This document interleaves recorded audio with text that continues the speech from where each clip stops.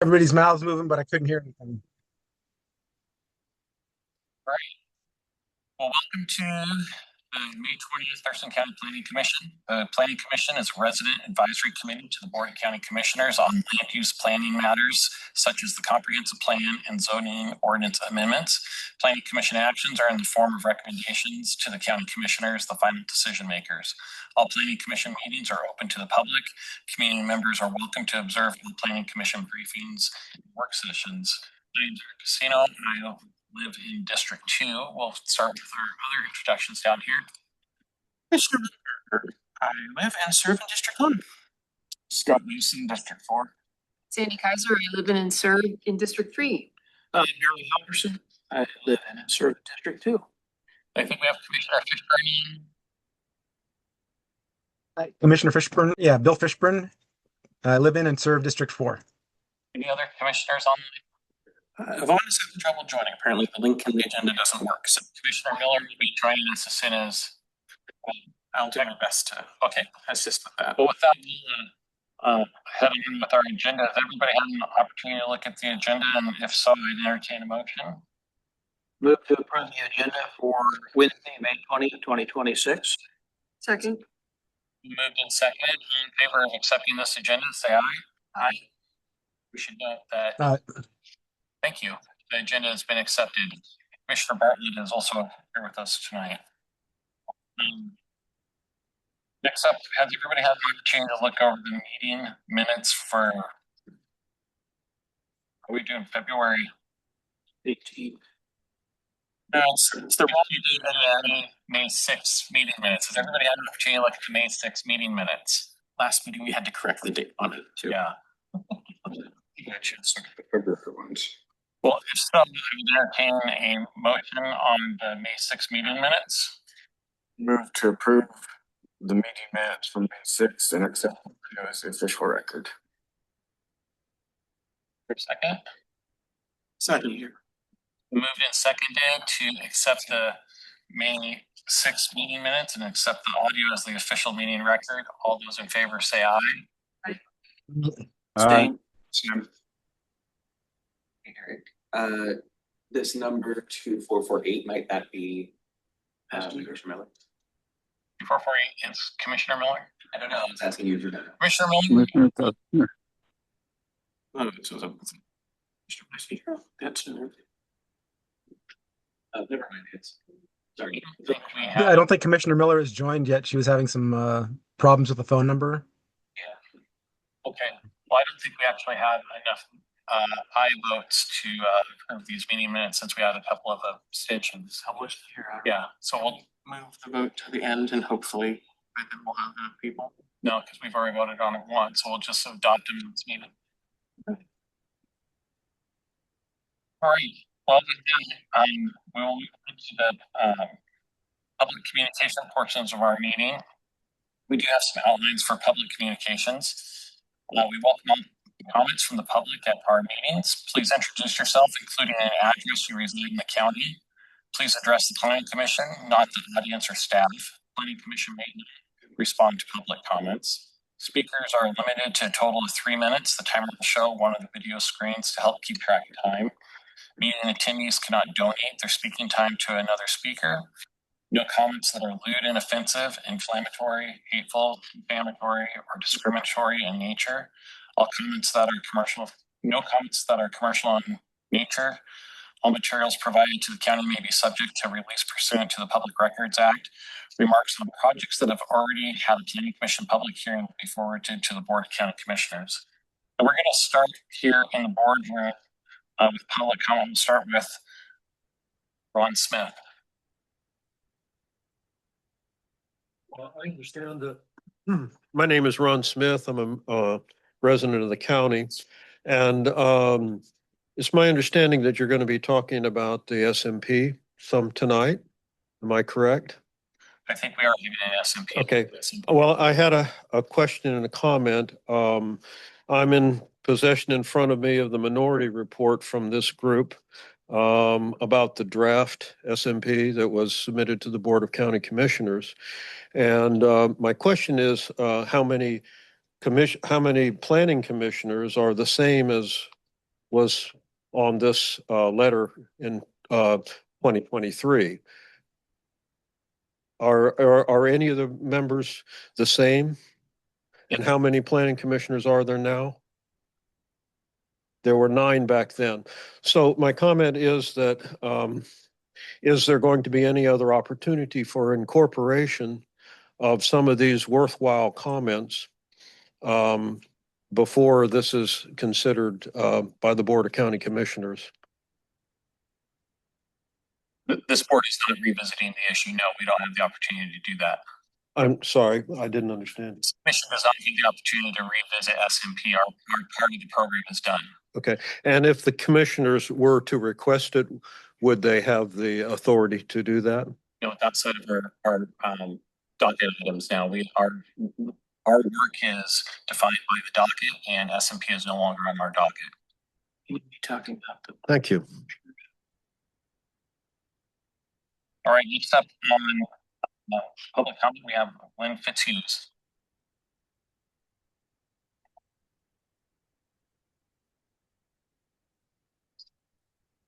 Lynn Fitzhugh, Executive Director of Restoring Earth Connection, resident of the county. I'm here to comment on the proposal for North City's UGA joint codes, which CPED staff brought before you last week. I was very surprised to see tree codes as listed as something that would be changed to align with the individual cities. Surprised because at the April 22nd Board of Commissioners meeting, the commissioners expressed the very opposite, that they wanted to retain the tree codes as something that the county would work on in the near future, not at some distant point as part of climate updates. I'm asking you also to retain the tree ordinances as county work. In 2023, I worked closely with the commissioners to pass what was touted to be the best county tree code in the state. However, just as some of you were in dismay to see the Olympian reporting on 1,244 trees that will be cut down on a 22-acre parcel in the Tumwater UGA, which includes a 300-year-old tree and 15 200-year-old trees, I also was in dismay. I was dismayed to learn for the first time that one sentence had been popped into our great tree ordinance, making an exception for subdivisions. That one sentence went right by me when reading the ordinance before it passed, and I have checked with the commissioners, and it went by them as well. Staff knew, but the commissioners did not know what was passing was incomplete. If the exception was not in there, then all 16 of those trees would be saved. Yes, a different tree ordinance has to be written when subdivisions occur because you have smaller lots. Over and over again, we are told the lie by developers that to have housing and density, we have to cut down trees. That is not true. By keeping setbacks large enough for the existing trees, you both have trees in life-affirming housing, but you also have affordable housing instead of big houses which are built out to the margins. None of our cities currently protect big trees. Science has only understood in the last 15 years that the biggest 1 to 2% of trees do 50% of the sequestering and storing of carbon. Creating tree designations, as the county's new code did, can incentivize the protection of the county's heritage trees, those over 40 inches DBH. The commissioners are interested in bringing some of those concepts that will protect our biggest trees into the UGA codes, just as other cities statewide have done. All of the cities currently have different tree ordinances. For 8 years, I have been asking them to update them, and I could tell you a long list of exceptions, explanations as to why this has not been done. All have what I call a floor method, i.e. you can cut down to a minimum number per lot, and actually you can just cut all of them and then plant back to the minimum number. This does not protect big trees, and in climate change, increasingly saplings are not going to make it through the summer heat. We need mature trees as protection against increasing climate heat. I ask you to retain this as county work and not give it over to the cities as a blank check. Thank you very much. Thank you. Christy White? Commissioner Miller's not with us. Commissioner Miller's not with us. Good evening, commissioners. My name is Christy White, and I live in the Delphi Valley of Thurston County, officially District 4. My comments are regarding the item 5, the UGA code this evening. I was so excited to see the memo written and compliments to the staff for lining out a current process, the biggest difference, and the approach. That is so helpful to be able to see what is and where we're going to. So thank you for that. One of the things that, to echo Lynn here about, forestry codes in terms of how trees are handled individually in cities, is there going to be a possibility of conflict then with the county-wide and how we manage and coordinate that? So my ask is that you look at, how can you not have conflict, particularly when you have areas that border each other?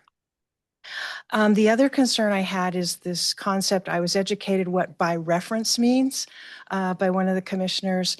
I'm not sure public really understands what that means. So my ask would be to be very clear what by reference to whom, to what, so that folks can understand that. Some of the areas I also have concern about is the wireless code, adopting city standards, again, having worked on that, conflict between wireless that's handled in a city versus wireless that's handled as a county code, because we worked very, very hard to have a county code for wireless. So I have some concerns there. Other than that, I just think, again, looking at how we generate everything, that it coordinates with each other. Concern about that. And then lastly, on a personal note, I wanted to extend my appreciation and thoughts about Maya Teeple leaving us. She did an extraordinary job just on this today, and she'll be greatly missed. She was always kind to us and the citizens, asking about everything and guiding us in a very neutral, professional way, but helped us navigate so much as we have tried to continue to keep Thurston County the little shire that we are trying to. So Maya, if you're listening, if you're on, thank you very, very much. Most appreciated. Thank you, commissioners. Thank you very much. Thank you, Christy. Rhonda Larson Kramer.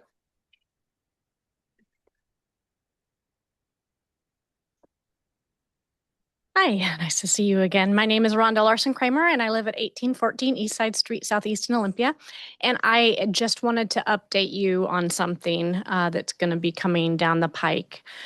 You may recall voting 10-0 to recommend against changing the way that land use appeals are handled in the county. The proposal had been to remove the Board of County Commissioners from the appeal process.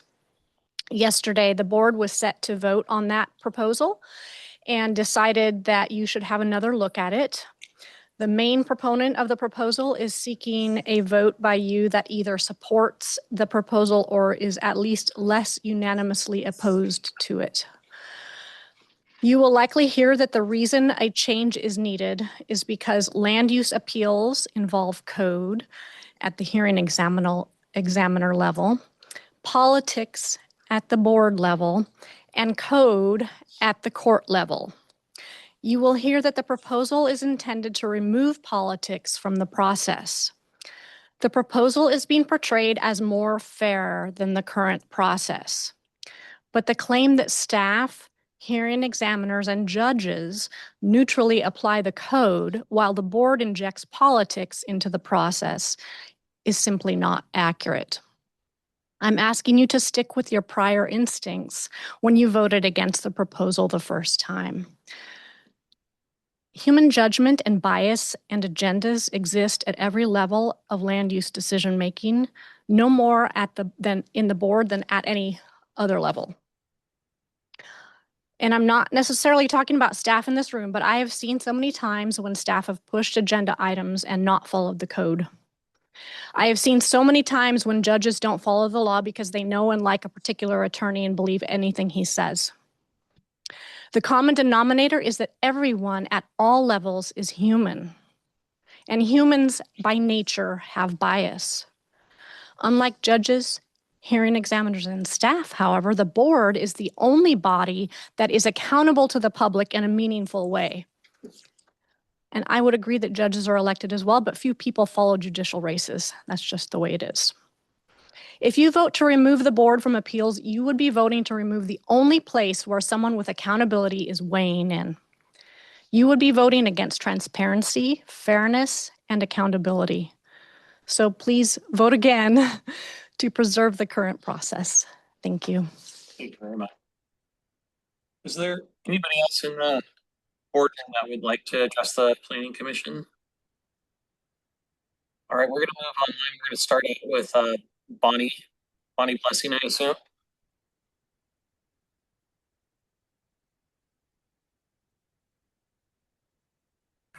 Hello. I think this is National Bee Day. So enjoy bees. I learned that they can fly like a half mile, which is so amazing. And I don't really understand this interjurisdictional like joint plan thing, but I just want to bring up a couple of constraints.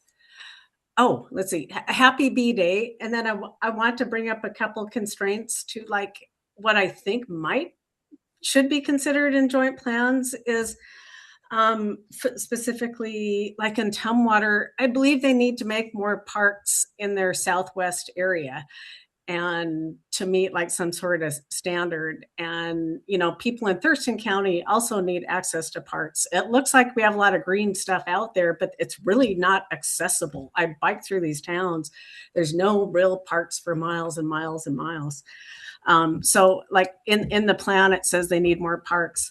In the Salmon Creek Basin, it's like the old plan from years and years ago said that Tumwater might not be able to really realize the zoning that it would like to do because of all the constraints in the Salmon Creek Basin.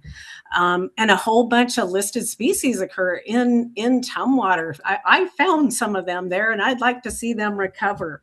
So those critters need open space and they need appropriate stormwater management and appropriate management of wells. And the water management is so important, like interjurisdictionally, you know, because we share watersheds with so many cities. And, you know, I'm seeing spotted frogs going dry in a lot of places. It's just going to be real tough to recover. But I just want you to remember that there's constraints in some of the UGAs with a lot of things. And I just want you to remember that. And I really did like that Thurston County likes to do or prefers to do infiltration and dispersion as a stormwater management approach. Thank you. Bye. Becky Martin. Hi. My name is Betsy Norton, and I live at 1405 Evergreen Park Drive, Southwest in Olympia. Thank you for the opportunity to speak. I only had a short time to take a look at your agenda and your presentations, but I have some questions. I was wondering why the HCP and the SMP would be integrated, and I'm just concerned that I don't want, you know, if that happens, I don't want the strength of the HCP to be diminished. So I just ask you to take a look at that. Secondly, are you considering man-made structures in your shoreline and critical areas? Things like stormwater ponds, ditches, mining lakes and ponds. I think that particularly with climate change and our struggle to maintain fresh water supplies, we're going to need to think about things like that. Reuse as reservoirs. Third, are you considering aquatic connectivity when you are assessing the impacts and setting boundaries and limits on water bodies?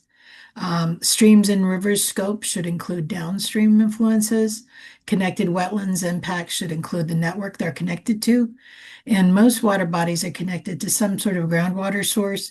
So retaining water quality and quantity in the larger sense is important and should be a goal of whichever code you guys end up with. I was wondering if you guys can create a no net loss calculator that the public can use to verify that your permitting desk is actually calculating that reasonably. And when you say that permitting and administration is handled solely by SMP, do you mean that SMP basically the rules and processes take priority, or did you mean that there was an actual staff group dedicated to SMP? That wasn't clear to me from the presentation. And then finally, would adopting city codes for UGAs apply to all cities or only the big three? And if possible, is it possible to just do a reference thing, but also set up county codes so that you take whatever is the most protective of any of the rules? That's what I would prefer. Thank you. Bye. Thank you very much. Is there anybody else that would like to address the planning commission? I'll come back to the boardroom if anybody here missed that would like to. All right, well, that will conclude our public communication portion of our agenda. We're going to move on to the next part, which would be the communication debrief with staff. And I would also like to note that Commissioner Miller has made it online. I've seen Commissioner Fishburne's hand up. Commissioner Fishburne? Yeah, thanks.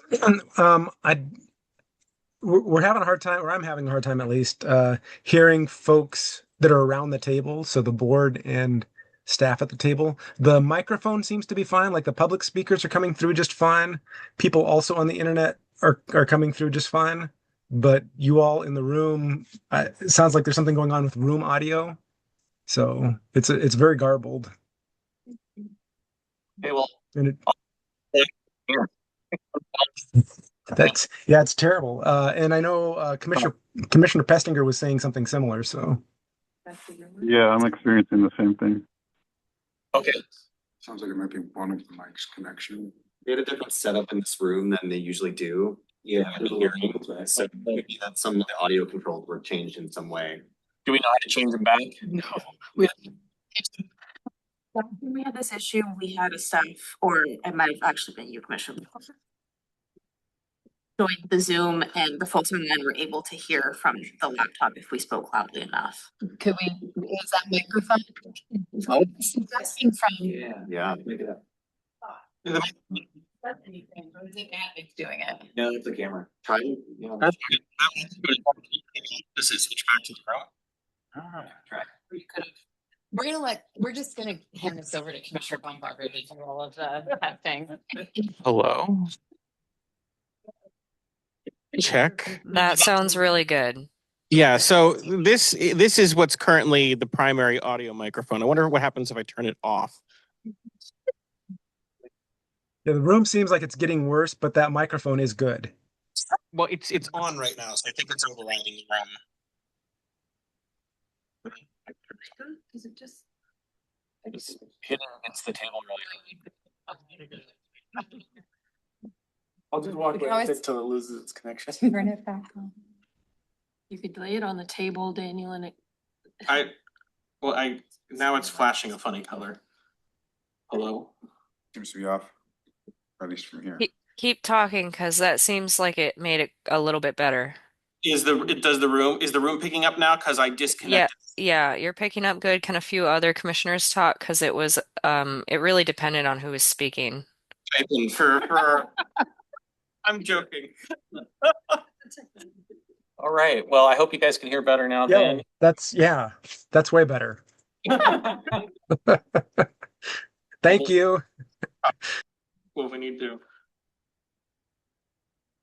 Well, yeah. So we heard a lot today. I'm not sure that there's much that makes a ton of sense to address before we have the presentations from staff. Oh, will the presentation answer a lot of this? I think they'll cover a lot of it, and some of the discussion that might break out amongst you all might be better suited for that. There was one question I think it might make sense to answer before, and that was, would it apply to just the big three or all the UGAs? Because I don't think that was addressed in the presentation. We only have separate joint codes for Tumwater, Olympia, and Lacey. So the southern cities, Would stick to county. they're yes. Okay, that's the answer to that Cities question, at least. themselves have their own codes, but. And they also have smaller UGAs, especially with the recent Yelm annexation. Unrelated, just a point of, I'm going to be heading back to the shelter at 8, so that'll be Okay. my time out of here. Thanks for letting us know. Is there anything anybody had a question about? I think Commissioner Messenger? Messenger has a question. Well, maybe we could circle back to this agenda item if we need to after the presentation and finish up any of those questions that might be lingering from public comment. But if we move on with the presentation now and that solves most of these or answers most of these, I think that'd be great. Yeah, and we will have folks who might be best suited to answer them, who are working directly on them. Great. To cover with questions. All right, well, we're gonna move on to item number 5, which is work session number 2, UGA code updates, the major changes crosswalk. And I and Anna are gonna be doing this one. Okay, good evening, Planning Commissioners. Maya Teeple, Senior Planner with Thurston County Community Planning. Here with you at some of my last Planning Commission meetings with the county.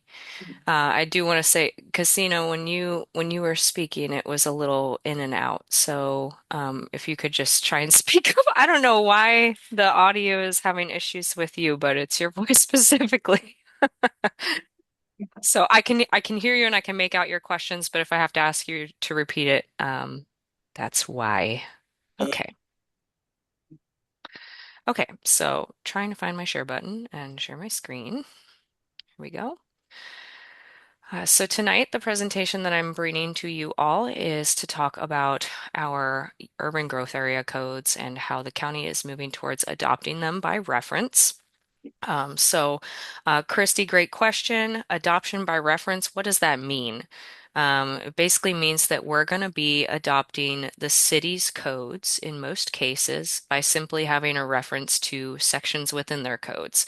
It could be titles, in some cases it's specific chapters, and then the public and our planners at Thurston County who do the permitting will use basically the city code. So that means that when the city implements changes, whatever is in place in their code will take effect at the county level as well in most situations for our urban growth areas. And as mentioned, this is focused on Lacey, Tumwater, and Olympia. We only have separate zoning codes for those 3 cities right now. The other South County cities are all subject to Title 20 rural zoning. So our last work session, it's been quite some time, but in February, we provided an overview to the Planning Commission. And at that meeting, it was mostly general information, just a high-level update on this project and what it means, the historic approach for how the county and the cities have done permitting in those areas, and also how the county has updated codes in those areas. And then we provided general information on the timeline for this project. So today I will give a little bit more detail. The crosswalk is still fairly high level. It's really hard to synthesize this amount of information down into something that can just be easily taken in. So still pretty general tonight, but I'll provide an overview of what the biggest changes are going to be and what that means for the county. So you'll see I'll work through each section of code and I'll just go over what we're doing now, what the differences are between the county and the city codes that are in place, and then what the approach is planned for this project. And then I'll also provide a high-level update on changes to joint plans. So this is not the UGA code by reference is not the project where we're doing a whole update to our joint plan across the board. It's meant to be a targeted update to those plans just to facilitate this code by reference adoption. So, project overview. Right now, tonight, we'll be talking about Lacey and Tumwater. That's titles 21 and 22. And both of those will, again, adopting by reference basically means we'll be pointing to the city codes that we would be applying in those urban growth areas. And in cases where we retain county codes, we'll be pointing to county codes. That will mean that right now, our titles 21 through 23 have all the zoning districts. They have all of the standards copied over from city codes and updated. They'll mostly become administrative. So maybe 8 to 10 pages of pretty much pointing folks where they need to go in order to get the information they need for permitting. And what this does is it will help the county quickly comply with the recent changes in state law. The biggest one is housing. There have been a lot of changes around housing, what types of housing needs to be allowed, emergency housing, transitional housing, housing types. All of that right now in our county UGA codes is out of date, and moving towards an adoption by reference facilitates bringing us quickly up to speed and in compliance with the recent changes in state law. And then it also keeps us more aligned with future changes in state law. So our last updates to our joint codes, I mean, we've done some updates over the years. The biggest ones that I've known of in my time at the county have been low impact development, LID, and that was in 2016. And then sometime around then, we also did urban agriculture code updates. But other than that, most of these codes have not really been substantially touched since the 90s. They're 30 years old. So doing an adoption by reference really keeps us aligned with the changes the cities are making in their city codes, so that our UGA is alike those areas.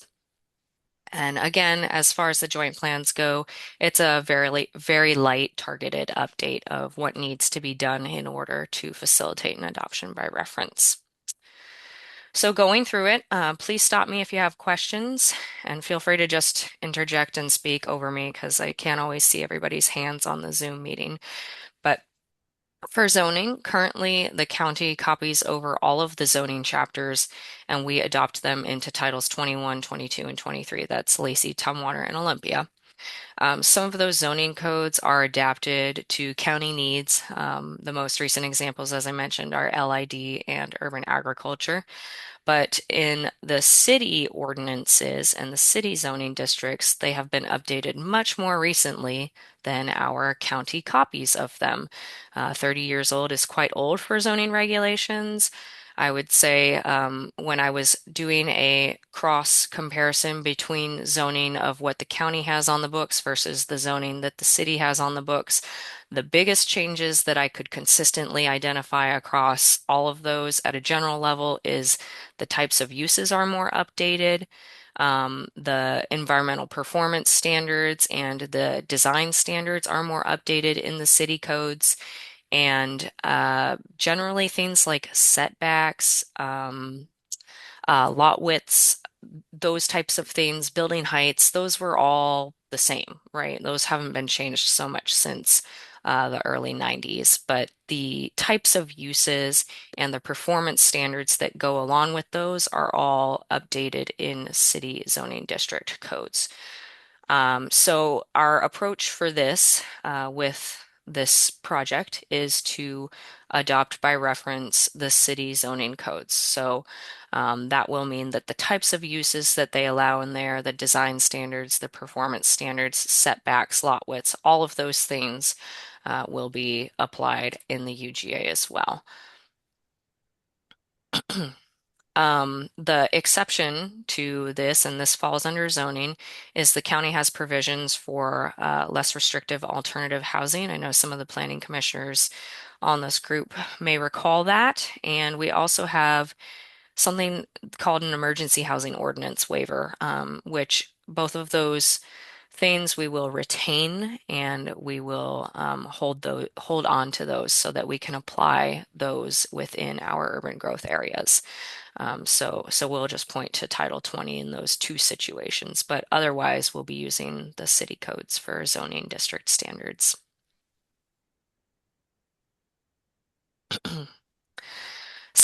Subdivision standards. So this is one of the bigger changes that we're running into with this proposal. Right now, we currently use the county subdivision code for our urban growth areas, and that's Title 18 in the Thurston County Code.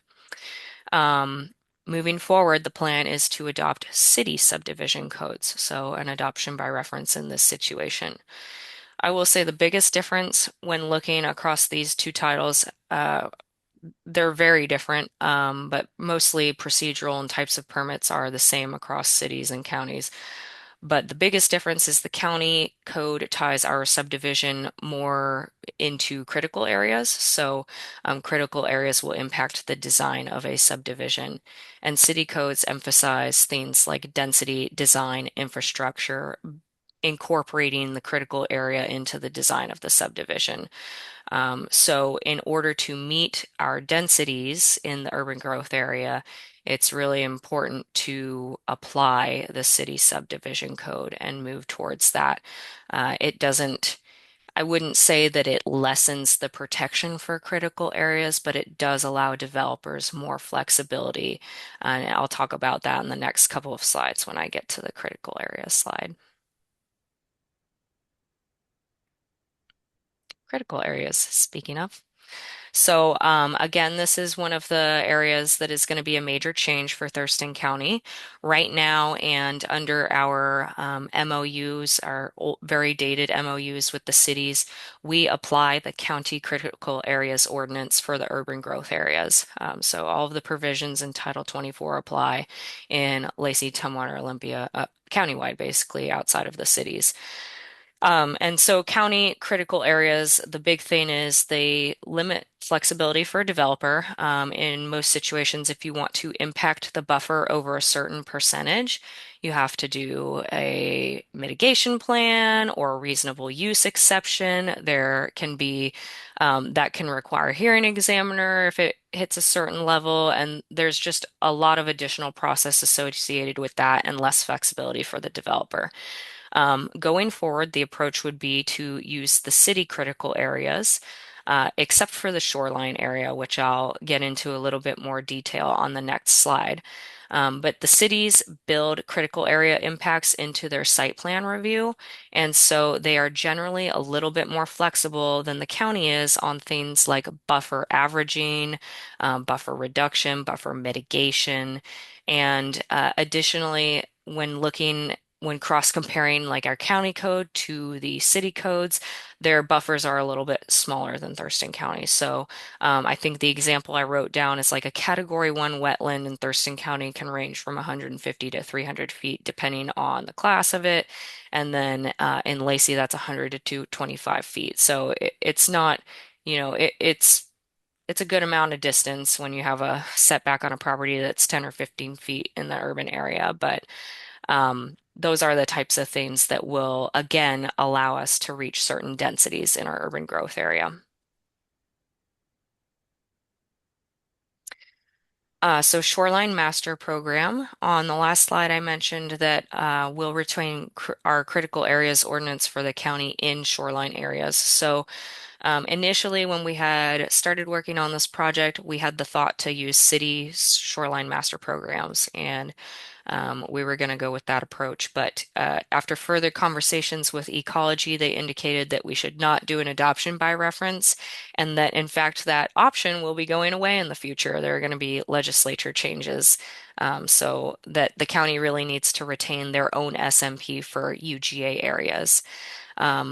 Also, not all the cities I have found out since designate all the shoreline areas in their urban growth area. So it would have been pretty inconsistent to try and adopt city SMPs by reference.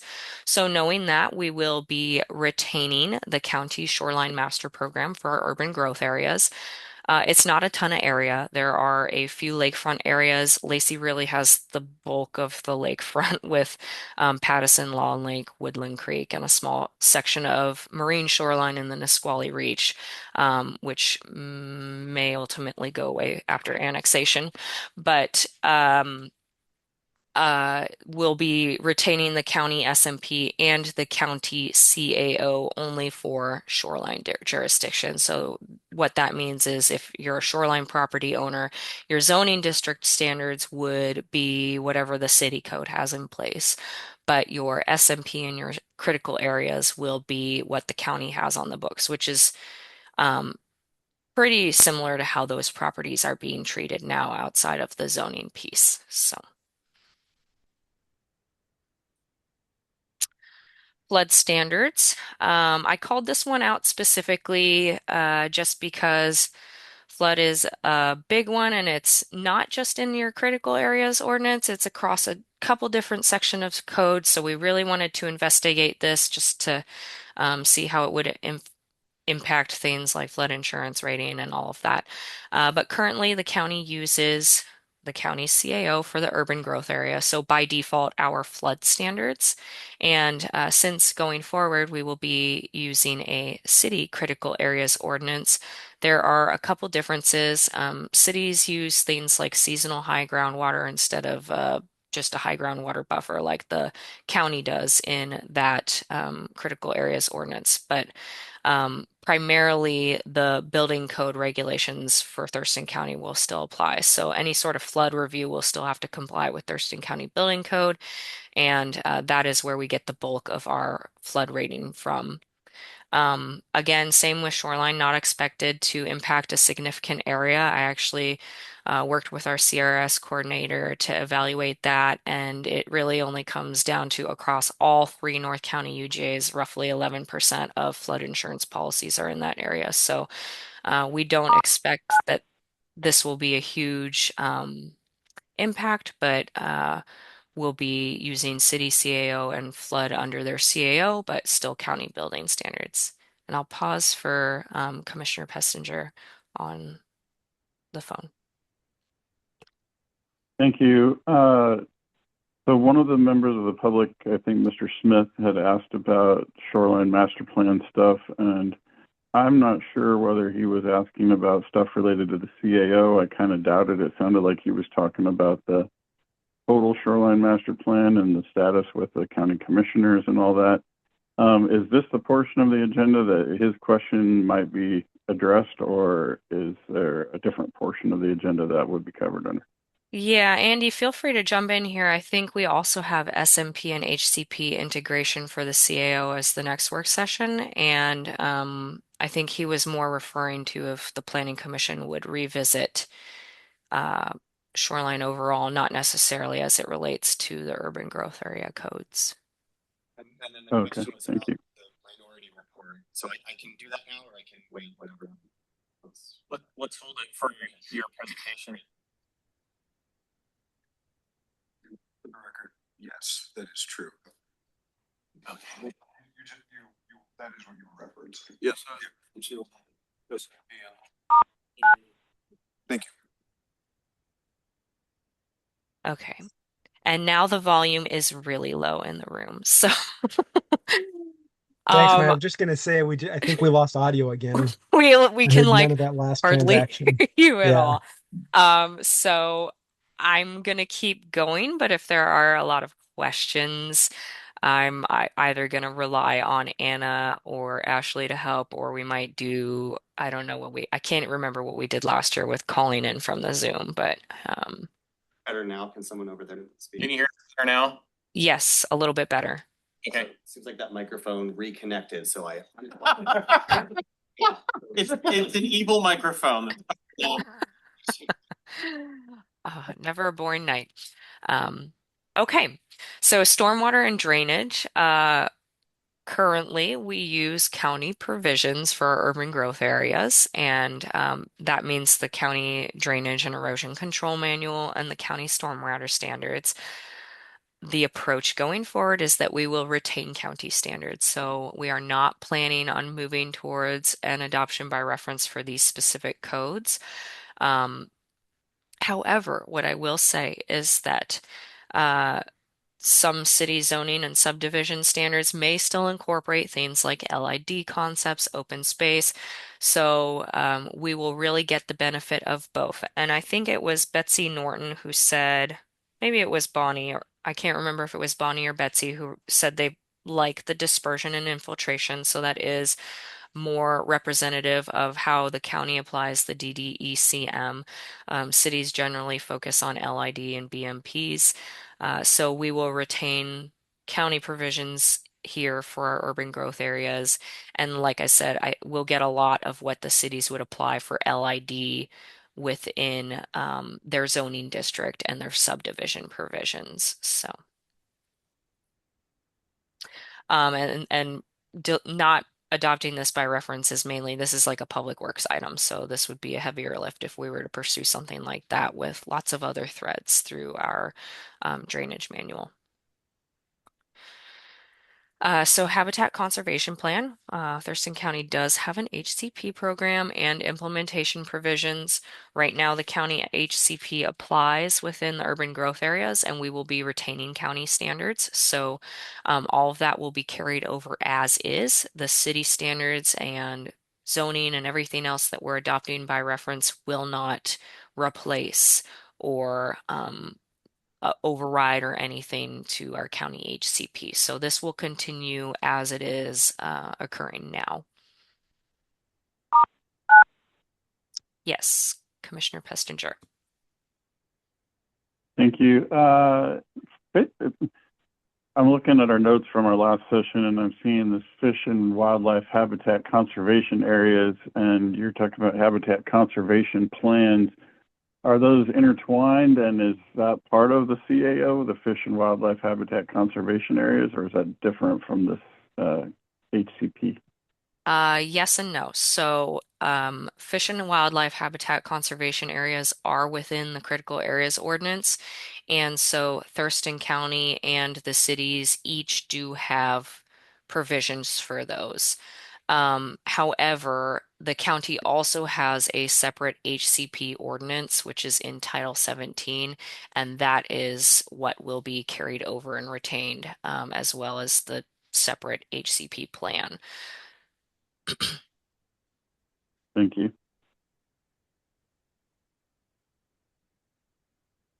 Agricultural critical areas. So, right now we have County Agricultural Critical Areas Ordinance, which is Chapter 1715, and we colloquially refer to this as the Ag CAO. This is basically the code that operates under the Voluntary Stewardship Program. So for agricultural activities that are existing and ongoing, that means things that were in place on or before July 24th, 2012, as is specified in code. Those are subject to different CAO provisions, which is a separate chapter. Cities don't have their own separate provisions for agricultural areas, so we will continue to rely on county provisions, and that just continues to allow for our VSP program to operate in those areas as well.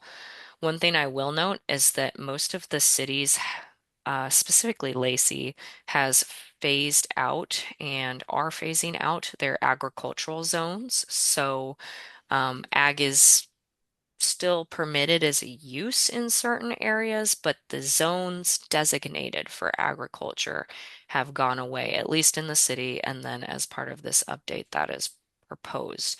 And I'll talk a little bit more about that at the end, what that is changing to. Questions on this? So forest lands conversion, this slide and the next slide are on trees, and I know this was a point of conversation in one of the comments we received. So starting with forest lands conversion, this is really like you're clear cutting a property and you want to convert it to a use other than forestry, any sort of non-forestry use. So currently, under our dated MOUs, we apply county standards and we apply them uniformly for all UGAs. So all of the UGAs across the county receive Thurston County FLC standards, forest lands conversion. The county does have a carve out for Class 4 forest practices and other forest practices for a single family residence, but other development types are limited after certain forest practices permits. The approach moving forward is to adopt city forest lands conversion standards. Those primarily conform with state law. So I would say most of the provisions under Class 1 through 4 forest practices are under state law. But this is really tied to the next slide.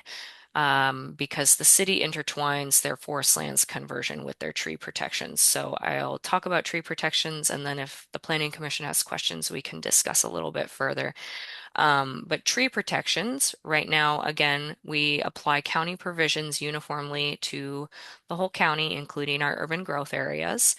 Our current tree protection standards that were adopted a few years ago are mostly intended to address single-family residential development.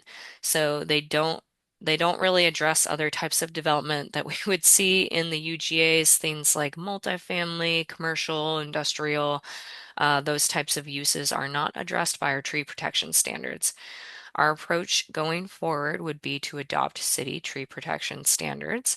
Again, the forest lands conversion is intertwined with that, which is why we would do both.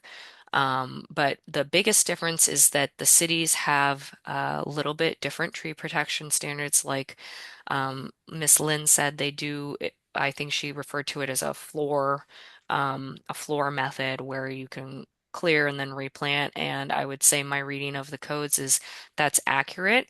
Lacey does prioritize the type of tree, so they don't necessarily specify on size, but they indirectly get at that through like the tree being near a critical area or in a buffer or something like that. And they prioritize based on that. And all of the city provisions, Lacey and Tumwater, I should say, I haven't evaluated Olympia yet, they all have provisions for tree protection in subdivisions, industrial, commercial, and single family. So they cover the gamut of the types of development you get in. They all have certain tree protection requirements. Generally speaking, cities require, I would say, more trees than the county tree protection standards, like in terms of replanting. But yes, Lynn is right. They don't necessarily require that old or large trees be retained. The main thing is the city provisions, while they do require tree planting, they allow greater flexibility to the developer. Some of the cities like Tumwater, they have like a tree bank, and there's, a penalty for cutting certain trees, or you have to replant more or pay more if you clear cut or something like that. So the biggest thing is that they allow the developer a little bit more flexibility to accommodate their design and to reach urban levels of density. So I will stop there and see if there are questions, and I'll also check in with Ashley if she had anything that she wanted to add on trees. I think the only thing I would point out, because it was also brought up, the board did identify urban tree protections as a priority for our joint planning areas, our North County UGAs. What we're running into when we did a scan of the codes is really a timing issue. We would like to get the joint codes updated because of all of the housing provisions. And it is going to take more time. I think, Ms. Fitzhugh said that in some cases, the cities have been working on this for years. Tumwater has had 2 different consultants, they have money for that. We don't. So it's going to take longer for us to be able to research this in a comprehensive way and do it in the same way that we did the forest lands conversion update.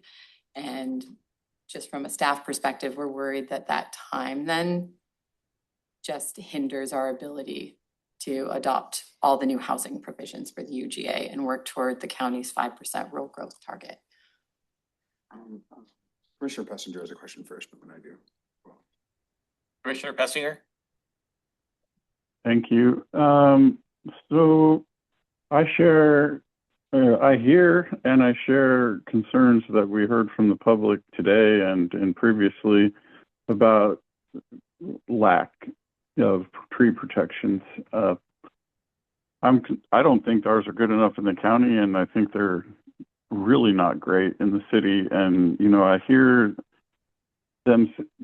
this talk about, they have some good things, they have some protective measures, they do types of trees and things like that. But I live in Lacey, and I've experienced Lacey for decades, and it's not good. And if you just look right now, today, at what's been developed recently, the new Lacey police station, massive clear cut with a few trees on the fringes, left basically to hide the fact that they clear cut everything from the road.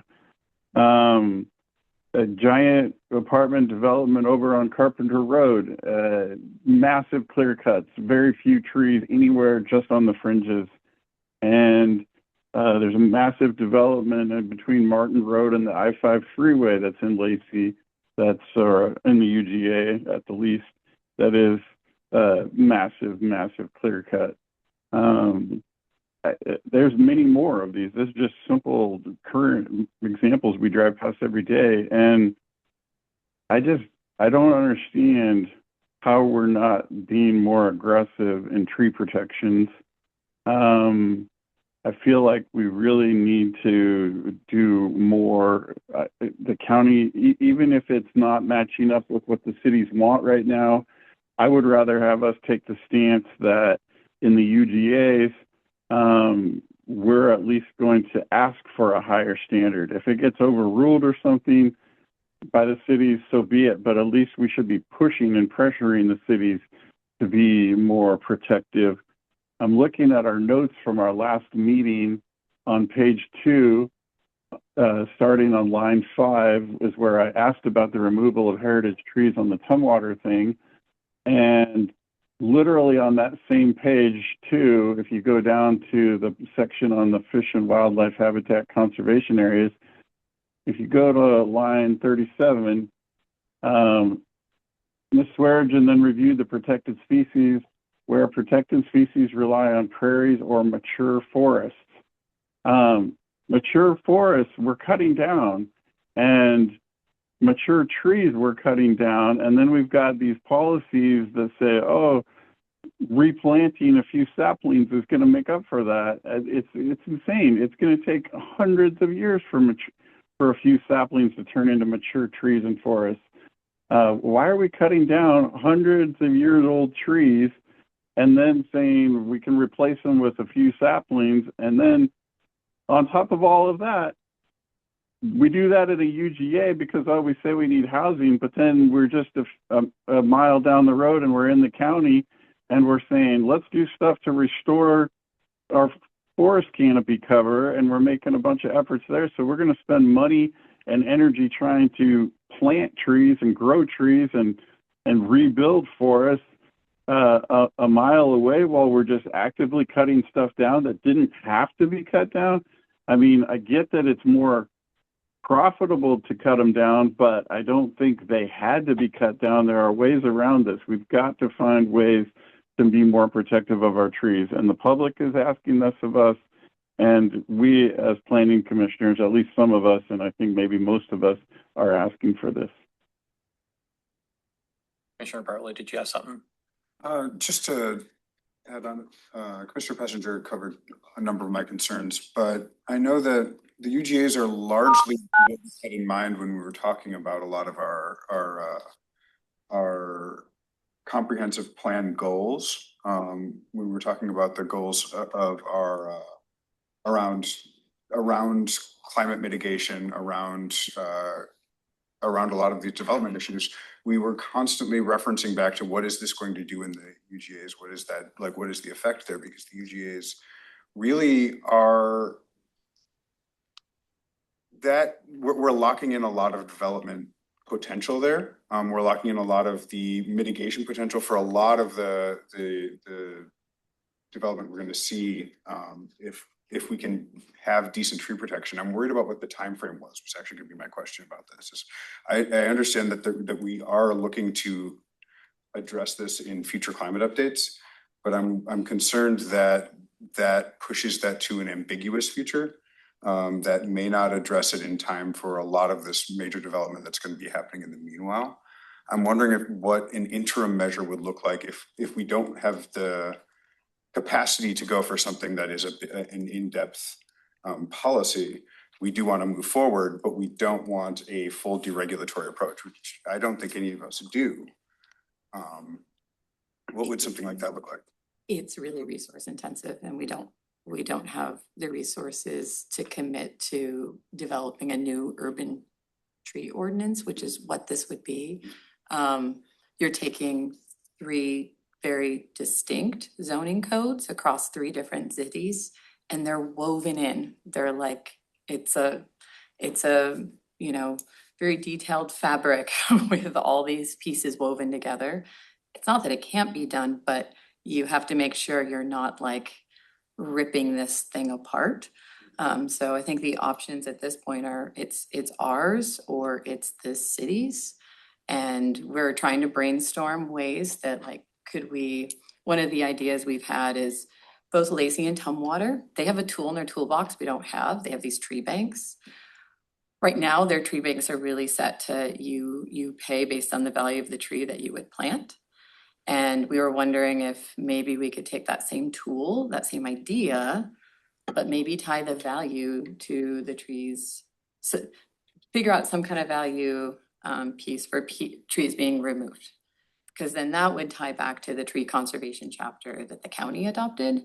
Then you could start incentivizing retaining the larger trees because you'd have to pay more into the tree bank to remove that. And that's something that like, could be applied across the UGAs without breaking their codes apart and trying to piece them back together in a way that would apply across all of them. That's exactly the sort of thing I'm thinking about. It's like, what are these additional tools if we can't, if this version is going to take too much time and resources, like things like that sound great to me. One of the other reasons that we were hoping to adopt the city codes by reference is that they are working on updates. So Tumwater just launched the 2nd phase of their update to their own tree standards.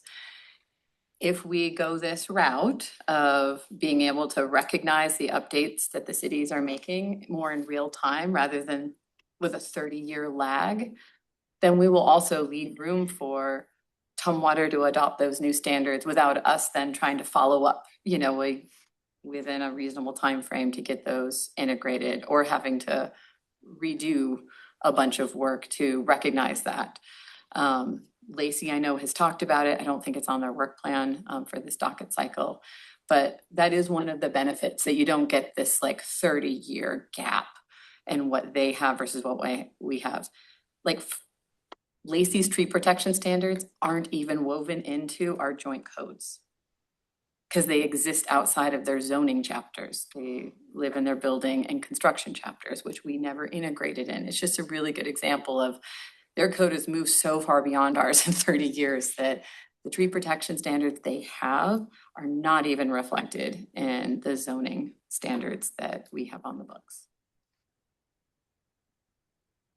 So just some thoughts, but we don't have the budget or the resources to do it full stop right now. This feels different than a lot of the other presentations we get, where a lot of times it's asking us. And this one feels very much like it's telling us what CPED is going to do, which feels different. Because it makes me feel personally like our opinion isn't really being taken into consideration. I know one of the things that was stated by Maya was that it's not less protective, but as an example, the CAO in Lacey allows wetlands to count as up to 50% of your open space requirements. The county doesn't do that. So that actually incentivizes building on areas with wetlands with less buffer because that area can count as open space for your development. We also did a lot of work on trying to prevent things like data centers and warehouses in the county that we all agree are net negatives. And if we adopt this by reference, we're abdicating any power to control that in the UGAs. We're saying, great, hey, maybe Lacey bans it right now, but if Lacey decides to change their mind, we're not involved in that. Lacey can do what it wants because we adopted it by references. When it changes, that's what it is. I'm actually less concerned about the tree protection standards. I've looked into it. Tumwater actually has better tree canopy rules than us.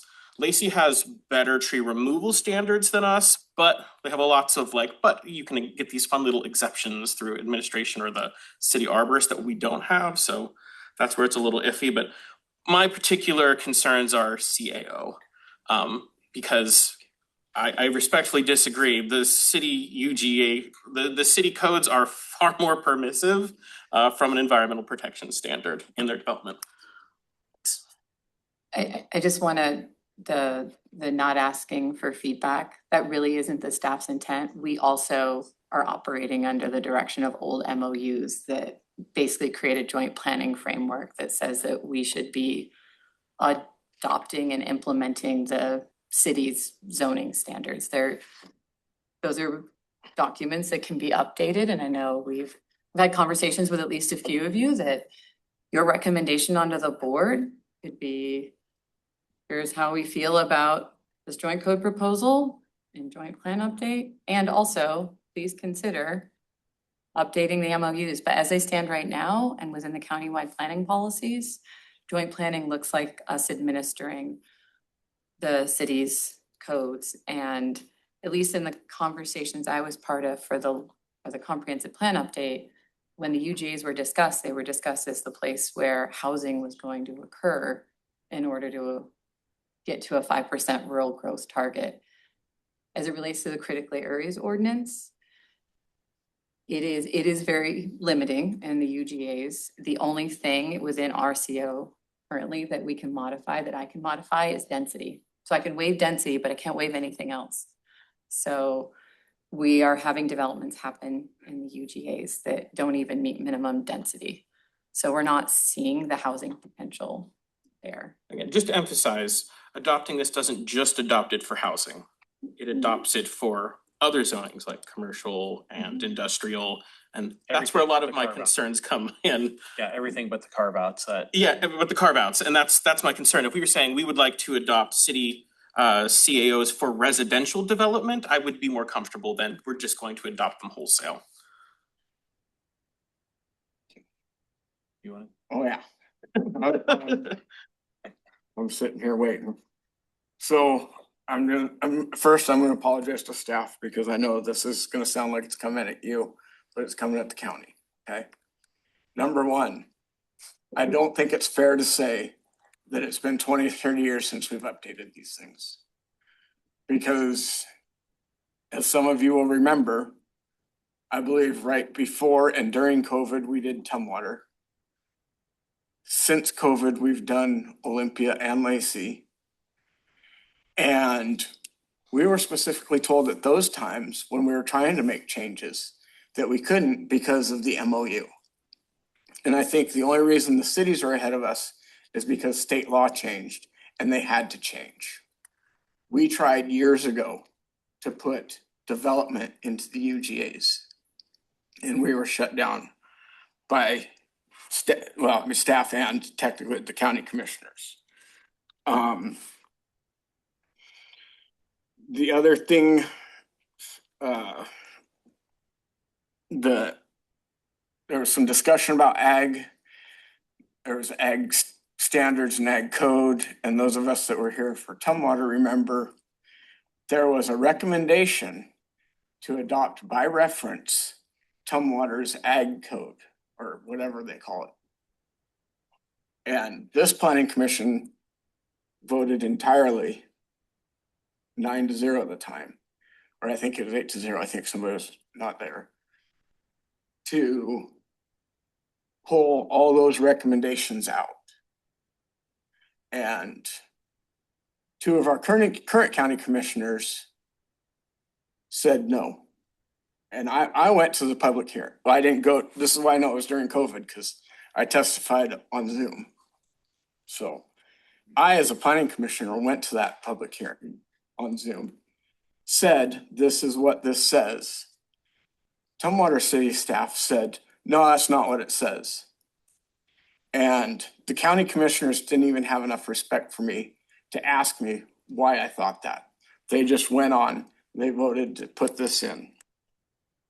I would also ask, why are we sticking to a memorandum of understanding that I believe the cities are not upholding their end of the deal? So I think that's a question that staff, the planning commission, and the public need to be asking the county commissioners. Because I said this before, basically, let's just say this is the city and that's the UGA over there. Basically, when we say we're going to adopt these by reference, You're telling those people out there that their opinion doesn't matter because they live in the county and can't vote for city representation. But the city now gets to do whatever they want with that person's land, right? There is a problem there.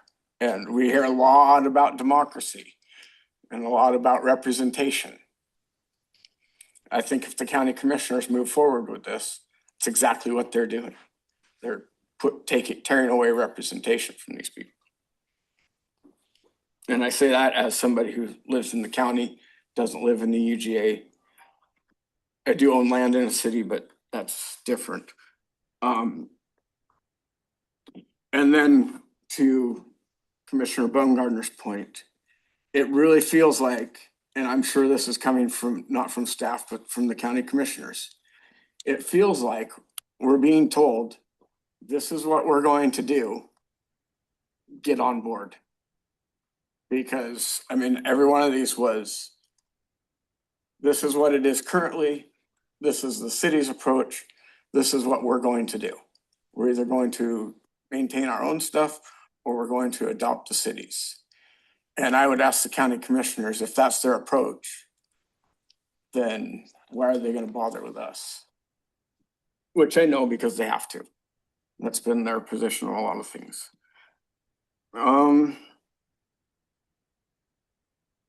And also there was a comment about, we were talking about doing this, but ecology said the law is going to change. And this is an ecology problem, but how does ecology know the law is going to change? I think it's for the law to change, it has to go through the legislature. My guess is it's rulemaking. So. And I do just want to clarify, we haven't reviewed this with the board. If there are changes that the planning commission wants to make, this is the proposal based on a review of the codes and how we think we can do this with a minimal amount of breaking of the codes. But this is for you all to review and say, no, here's another way. But what we're really trying to get at is we're operating under preemption clauses right now in the urban growth area. And because there are a number of state housing provisions that aren't reflected in the codes. Commissioner Miller?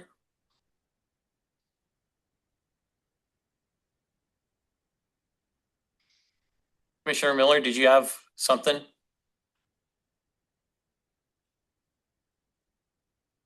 going to come back to Commissioner Baumgartner then. I was just gonna reiterate my previous point. I understand that the housing needs in particular, but adopting their full codes doesn't just address housing. Again, my personal ask, and I can't speak for the board, is I don't think we should be adopting, like we're carving out shoreline for the county. I feel like industrial and commercial, we should keep to the county standards. Because there's too much potential for abuse in the UGA's IMO based on how some of the city CAOs are written, particularly around sensitive wetlands. That's my main concern.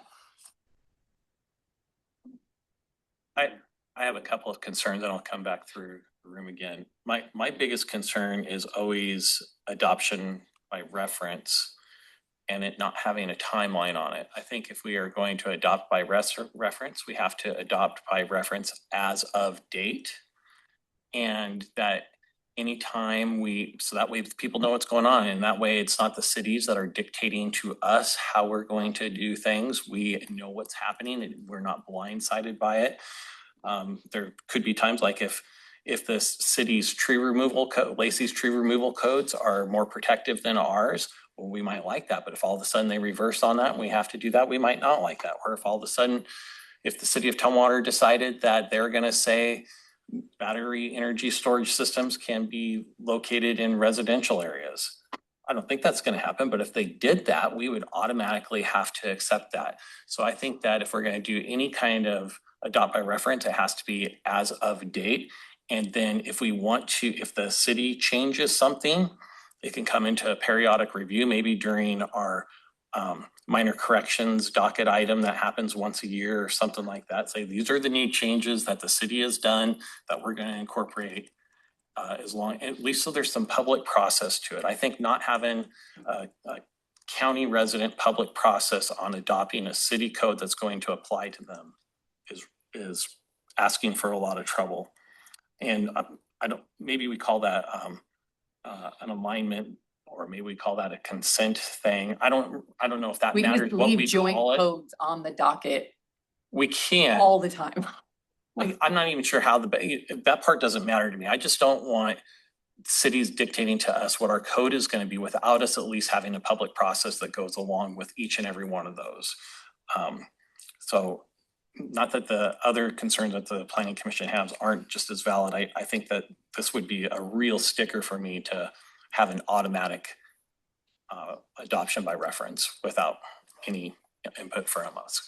But I do. Commissioner Miller did confirm that she is trying to speak, but is having trouble unmuting. Oh. Can we request her unmute? She's She's in on her mobile. She is an attendee and needs to be promoted to a panelist. That's right. Commissioner Halverson? Yeah, I've been just sitting here listening to all this, and I know Mr. Ryan knows my opinion on joint plans. Having been through all three of the joint planning sessions with the cities, and being very vocal about what the cities were doing and weren't doing, I fully understand the problem with, the Growth Management Act and all that goes into that, trying to fit more people into smaller places, and the county's thing about pushing all 5% into the UGAs. So I understand the problem, but I still, like Commissioner Nelson, Commissioner Casino, they were both there when we went through this with the three cities. We didn't like a lot of what the cities were planning to do, and adopting everything by reference to me is kind of like saying, well, we're not going to be useful. We're just going to set aside and let the cities do what they want. I know that most of the Board of County Commissioners agree with the joint plans that the cities have and the MOU and all that. What really gets in my crawl is I was at the meeting Tuesday when the commissioners pushed off the decision on the land use appeals process because 2 of our 5 commissioners said they were going to vote against it, and they wanted to at least have 4 vote for it. When this body, the current body of 10 planning commissioners, voted 10-0 to keep the process where the county commissioner, the appeal went to the county commissioners and not to the court system. I just felt like, and I talked to one of the commissioners afterwards, I just felt like, okay, well, again, this is just another example of why is your planning commissioner here making a recommendation that's 10-0 and you're not listening to us? And I felt the same way with the joint plans with the cities and talking to them about it. So I have some real concerns that have already been expressed about adopting by reference. I'll just end it there. Commissioner Miller? Hello, can you guys hear me? Can. Yay, okay. I just wanted to touch in on what Commissioner Pessinger said. I completely agree with him. There is, and everything everybody else is saying, that there is things that we can do. I think Commissioner Pessinger mentioned how we can, if we have to go up against somebody, I feel like at least we can try, even if it doesn't pass, even if our voices don't get heard, at least we did try, because we are here that we're here to for the environment, and cutting down trees is hurting the environment. It's hurting the wildlife, and therefore, like Commissioner Brumberger said, if it's with housing, then that's one thing, but commercial, like Commissioner Pessinger said, the police station, that was a useless way to cut down tons and tons of trees. And so I do feel like that there is something that we can at least try, but throwing up the hands and saying that there is nothing, we don't want to go against the code, I think that is unfair to the public, and also to our environment. Thank you. Thank you. I would just add to that. I know we probably should move on pretty soon, but I think the general opinion of the Planning Commission on reaction to the Planning Commission is pretty clear at this point. I just wanted to clarify that, like, I agree with Director Arai about the importance of the urban growth areas for specifically where we're going to meet our residential goals. And I dispute the idea that we have to choose between tree retention and density. And in fact, I think that if we're talking about building larger housing and not tract housing, that's exactly the way to retain tree density and meet our housing goals. But more to the point, I think what I'm hearing here is that we would prefer more of a patchwork approach where we are, if we're adopting by reference, we're adopting specific reference. We are choosing consciously where the references are that we are adopting. And we are being conscientious about that process and responsive to the strong feelings of the public on this. I know that we have a standard that we are set by. I know that we have some resources that we're kind of running up against, but I think at minimum we can point where it is most useful rather than just adopting wholesale. Commissioner Pessinger. Thank you, Chair. As a follow-on point about the tree cutting, I'm sad to report that I've, in the last few months, had to spend a little bit of time at our local Providence St. Peter's Hospital. And while I was there, if anyone knows that location, that campus that the hospital and medical facilities are on, you'll know that it's a very large building, lots of other buildings nearby, and yet it also manages in all of that property to have a huge amount of standing trees.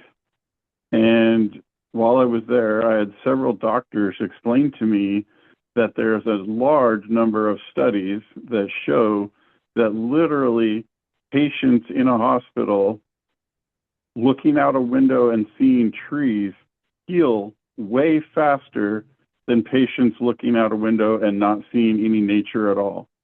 And if we can build a giant hospital facility and campus with a bunch of medical buildings everywhere and still retain a huge amount of forest and trees right there next to the buildings, it's why it boggles my mind to see like a police station and a giant apartment complex that literally could have done the exact same thing and don't do any of that. They just clear cut across the entire space and then save a little trees just barely on the edges.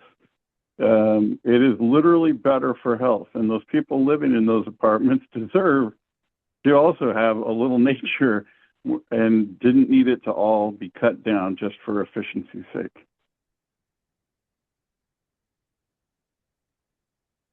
So it would be great to have some direction. Can I try to reflect back some? Oh, I'm sorry. Just something that came to me while we're going through this. The open space tract comment. We require it in the UGA, but cities don't. But when that was set up, that was for a reason. So that you would have space on a property once that became part of the city for development.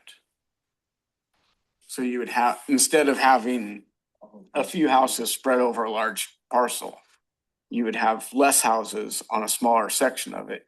And you would have this space on the side that when the cities decided it was time to annex that area, there would be a place. Because if you have a house built on every acre, it doesn't make a lot of sense to annex it and bring it to urban development standards, because that's gonna cost a lot of money. Talk about planned infill. It's shadow platting, and siting of houses, so that does exist. I feel like there's a few choices right now. I mean, I just have to be really honest about our resources. So we don't have the resources to hire consultants and to help us draft like a brand new urban tree code. We can explore, we do have resources, we could explore what it would look like to just do a residential update at this time to meet sort of the minimum standards. We can also, we can do that. We can look at, like, if we're going through a CAO update now, do we want our CAO to apply? Would that help address? Because we do have resources established for that to get the CAO through, so we could apply it in the UGAs. I would ask that we consider at least a few more allowments for flexibility so that I can change lot sizes rather than just get rid of minimum density.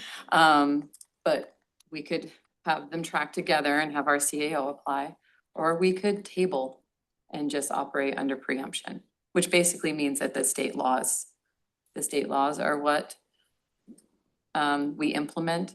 It's harder for our staff and the public because when you go to our code, you're not seeing the updates there. But we have, an area of our website where we can just highlight the things that apply for the new housing rules. And there's some subdivision stuff too. So any specific feedback on that? I want to be able in Maya's last few weeks to. We're gonna start with Commissioner Bartlett. He has to go soon. Oh, actually, I don't have to go. I've just, I pushed my time back so I can stay, because it was important. Yeah, I specifically, the flexibility you mentioned, I think is important, around lot sizes and being able to move those. I would support that. But applying our CAO rather than continuing down a pathway of, which for our planners, if the planning commission could keep in mind, and maybe we add a work session to talk about as the CAO gets developed, what it means for an urban environment. Because there are some additional considerations you'll want to have in there, but I don't know how the rest of the planning commission feels, but we could start going down that path of, yes, we apply our CAO. If I could make a suggestion, the last time we were in a situation like this and we already had a nice little crosswalk, we just went issue by issue and sort of gave where we're feeling at it. And we already have this memo that has a nice, this issue and what we're suggesting. Maybe we just sort of see where we're at on it. I don't know. So would that give us we'd essentially benchmark off the city codes and see where there was. Whether we agree with the recommendation on trees, whether we agree on the recommendation on CAO, Talking about pulling out our carve out. It's a little harder with, I don't want to misrepresent what we would put in that crosswalk, because a lot of them are, yes, it's possible, but it's a difficult code lift, just the integration of the puzzle pieces. So we could do that. I just don't want you to be surprised. It's not us trying to be obstinate, but I will have our team be honest about,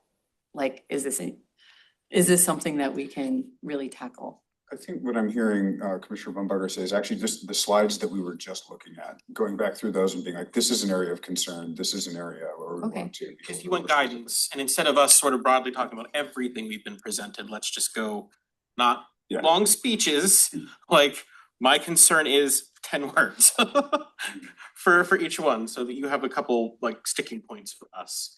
And then everything else we would leave up to adoption by reference. Potentially, I mean, some of them we're probably going to agree with because they're not adopting anything by reference. So We're That give you just the giving guidance that you not can work like with? definitive. it would be nice, Yeah. and even if the guidance is table it and go with preemption, like that's guidance, but I just don't wanna have Maya, Anna, Nim on our team spinning their wheels. Do we have like the 5 to 10 minutes to go through the topics really quick? Yeah, that'd be great. Yeah. We'll try to be, or that will try to be quick. So I think the first one was zoning. The key differences were that the city code allowed for more housing types, increased densities, and updated uses and standards. And the approach suggested was adopting city zoning standards and retaining the limited county provisions around the less restrictive alternative housing for sex offenders and the emergency housing ordinance waivers. I know. So my application. Oh, sweet, it's up. I just wasn't sure. Yeah. Sorry, I was trying to figure out if you were going from the memo or the PowerPoint. And yes, I'll put the PowerPoint up. So zoning. Let's hear the thoughts on zoning. I'm fine with these. My concern is this is fine for residential. I don't want it to apply to industrial and commercial use. I would agree with that.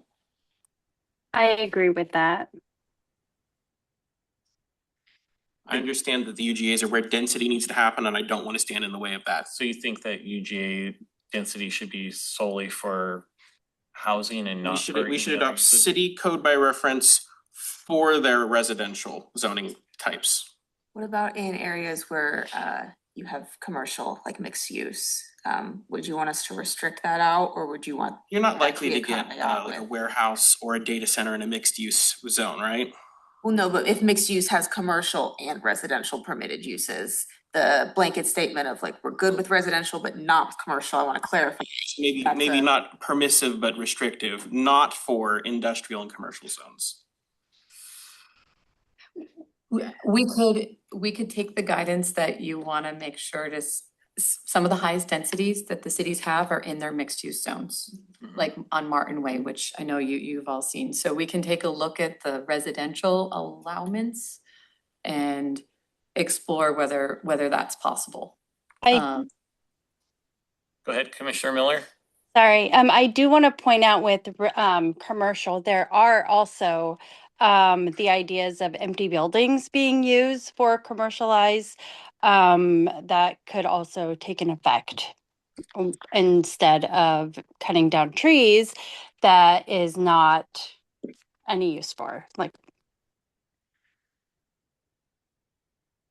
We can look into this. I will say there are some zones that have like certain commercial uses intertwined with them, but just looking at our urban growth area, the bulk of the commercial is neighborhood commercial. And then there are just a few very small areas of light industrial. So I think we can evaluate that.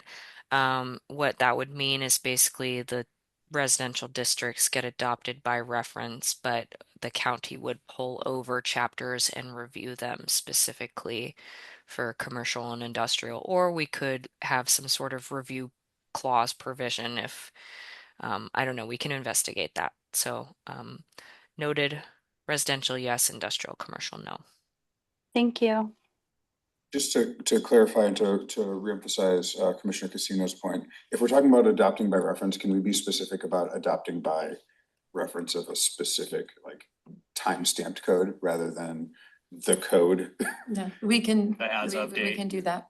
Is anyone opposed to that? Are we all on board with adopting by date if we're doing that? Anywhere that we do adopt, we adopt by as on. It sounds unanimous. We've been I talking agree. to now that we have a normal docket and. Yep, that works. Right, sounds like we're in agreement on that. I would just like to add agriculture to that because I'm sure it's small, and I don't really know what Olympian license thing is, but I do know that Tumwater does not allow commercial agriculture. So if we were to not carve out agriculture, then we would be saying if you are ag and you're in that area, then Tumwater has the right to shut you down. I would agree with that. And that gets to I our agree. conversations about wanting to have like more food security and protect that anyway. There's other priorities as well. There's also some really cool housing developments I've seen in areas where they keep some functional farm, but they still build housing, and I think that's There's a lot of that in Illinois. We want to look at the next one after zoning. Yep. I think that's Next one, Maya? Next is subdivision standards. So right now we use county subdivision code. And the proposal would be to move towards city subdivision codes. And you were noting, Maya, that you saw that city code as providing the same level of protection of critical areas, but more flexibility for the developer to meet those goals of protection. I would say there's more flexibility on design for a city subdivision code. Critical areas, the planning commission can go one way or the other depending on their preference. So if we adopt county critical areas with a city subdivision code, that could be difficult. That's not something we've evaluated yet. If that's direction from the planning commission, we need to look into that a little bit further. But if we did that, we would lose tons and tons of development potential in the UGA, which would go directly against the idea of increasing housing. Yeah, it could potentially complicate things. As it is right now, that's what we're seeing. It's more stark though in the UGA because, you might have a new development surrounded by 1 acre or 2 acre parcels, so it seems dense, but when you actually look at the numbers, dwelling units per acre, we're not capturing the densities that are planned or intended. I think that just for keeping the pressure off of the rural areas, we do need to do everything we can. Well, not everything, but a lot of what we can do to increase the densities of the UGAs. And I think having city standards on something that's going to be annexed by the city soon anyways, or hopefully soon. I imagine if they put in new neighborhoods, it'll be sooner than later. I think that's a good idea. I agree. I still have concerns, particularly about some of the open space rules and with wetlands. And that is CEO rules, and it doesn't make a distinction between a commercial development and a subdivision. That's what concerns me. We also did ask about this, and this, I believe, was where Maya said that they could clear cut trees and plant saplings, and that counted. That's the tree protections ordinance. That's a separate item. That's come into play with the subdivision standards? No, that's ruled by a separate section of code. Yeah, these are really like the legal provisions for dividing land. Oh. So your boundary line adjustments, your plats, your platting rules. Ours are really out of date in the county. They also date to the 90s. I think a lot of us saw subdivision and thought subdivisions. It's all interplayed, but Especially when there's a picture. I know. If we showed what a plat looked like, it's just not Plat nearly as would be better. engaging, but you get a flat piece of paper with like lots being created. So it's a fairly technical section of code. The things that are more interesting are like what goes on those lots. Yeah, I'm okay with doing those by adoption. But we can keep in mind the questions and look into it. Next one, I think, is critical areas. This was my biggest area of concern, particularly how some of the cities interpret open space and allow wetlands to count as that. I'd also point out, like, Lacey was told back in like 2006 by TRPC that their riparian buffers were not according to best available science and have not changed since then. So they're still operating on almost 30-year-old stuff there as well. Stuff like that concerns me. Yeah, this is definitely, I think, the one that I agree. Of a stickler about a patchwork approach.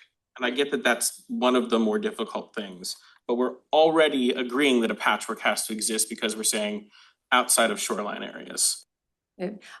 All I would ask is if you want to apply the critical areas, to reserve time to talk about just some provisions to allow flexibility, because they don't exist now and it is really hard. Is there any way we could maybe use basins us a way of like delineating where our CEAO would apply? I think for the ease of our planning staff. And I'm just trying to think of ways No, I you could appreciate carve. that. You can imagine all sorts of things.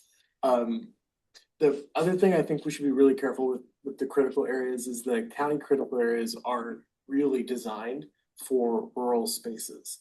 And what we're gonna be working on will be very, very closely tailored for rural spaces and probably not be as good of a fit for some of these intended for urban levels of development spaces. And if we try and do one that does both well, it'll probably end up doing neither well, just from a like how things tend to work standpoint compromises. So I think that's the one thing I would like us to be cognizant and careful of this moving forward. Well, at least the concern I would like to note is open space interpretation on wetlands. I don't like it. And I don't think we should be adopting that by reference. Lacey City codes let them remove wetlands as long as they make new wetlands, which ends up in these like little swampy ditches they dug, and that just it's not, we wouldn't fly in the county. I don't understand why we'd let it fly in a UGA. I agree with Commissioner Bumbarger. I don't have strong opinions on it, but I do think that we need to get these UGA densities up. And if we're still looking at using rural designed wetland criteria, the director talking about having flexibility to make different mitigation or other opportunities to get the densities up. I'm not sure how that would work, but that's something that we should probably consider. There are examples. It's more relaxation of other standards. Like I went through 5 different versions of a concept for a subdivision with a property owner trying to save oak trees. And I couldn't change anything but density. And if I could have shifted lot width, if I could have shifted lot size, or the county could have shifted these other things, you could have saved the trees. Like our codes are working against us. And so it's that kind of thing. It's like, even when you have the best of intentions, you can't accomplish the thing, you can't meet the minimum density and save the trees because you don't allow any flexibility to any of the other standards. So it's that, it's really trying to find that balance of environmental protection and the intended densities that the planning commission and the board said they want to see in the UGAs. Commissioner Bartlett? Yeah, I think that the guiding thing that I'm thinking about for this is specifically our comprehensive plans, ideas of what we want to be doing for climate protection, what we want to be doing for tree protection, what we want to be doing for connectivity. And these UGAs are a transition zone that matters a lot for that. In terms of there's the way that we build into those spaces, it's the way that we allow building to happen in there is going to have an effect going forward that is kind of hard to reverse. I guess what I'm saying is I like the idea of having a lot more flexibility, and I want to give those tools, but I want those tools to be constrained by what our larger goals are within these protection regimes we've been talking about. And it sounds like we're largely on the same page about what our concerns are, and those concerns are fairly specific. Around like wanting to make sure that we're being more protective of habitat, which is an intent, rather than we're concerned about this specific tool being taken out of your toolkit, which it doesn't sound like we're interested in. And I don't know, like that just, it seems like a difference in guidance of like, we want you to be looking at this thing rather than we want you to not be able to do this thing. How do you incentivize tree retention? Yeah. Brainstorming. It's hard. It's not. Quick answer would be density, but the problem is we can't get there with the rules we have. Yeah. Yeah. No, it's a tough one. That's been the issue for a long time. We've brainstormed some stuff. But it's not, I would say it's not the planning usually that is driving that. I think most planners are also wanting to save trees and try to find that balance. public works standards come into play, not just ours, like utility providers. It's just a lot of layering of stuff. And once you start layering it all, like even in that example of five different versions, I was like, well, what if we move the storm thing over here? It's like, no, we can't because of an outfall point here. So it's complicated. I mean, I think flexibility is the key. Like how, if you do we have actually good developers here that, especially the local ones, that want to work toward an outcome where they are trying to do both. So just having that built. Commissioner Miller? Yeah, I just want to say that it's not only just saving the trees, it's also saving our environment. It's saving the wildlife. It's saving people, like Commissioner Pessinger said. It's saving people's lives as well, because trees are important for breathing. And so saying that it's just trees is a little offensive to me, because it's not just trees. There's more to that. And I get what you're saying, and I get that it is probably challenging. However, I do think that there's also things that can be done, and it might be a little work. And whatever I have to do to help you figure it out, I will. And I'm sure that other commissioners feel the same way. But to just say that it is just trees, that's it's more than that. Thank you. Can't tell if that's Commissioner Pessinger or Commissioner Fishburne that has their hand up. It should be clear once. I do. Okay, Commissioner Pessinger. Thank you. I'm a little confused when we're talking about working so hard for density in the UGA, and I know we want some density, but the UGAs are on the periphery of these cities, and these cities have cores, and these cities have nodes, and they have transportation corridors already pre-planned. They've got bus routes, they've got other things, bicycle paths, etc. And we can't get density along those core paths and corridors and nodes and in the city center enough. Like, if we can't get them there, we can't get dense apartment buildings to get built right on Martin Way. It's like the best place possible. I don't think we need to encourage giant apartment complexes out on the periphery when they're away from services, away from most of the stores, away from most of the transportation routes and corridors. It just seems like we're getting a little out of whack with saying we want so much density in the UGA. We do not. We want density in the urban cores and corridors.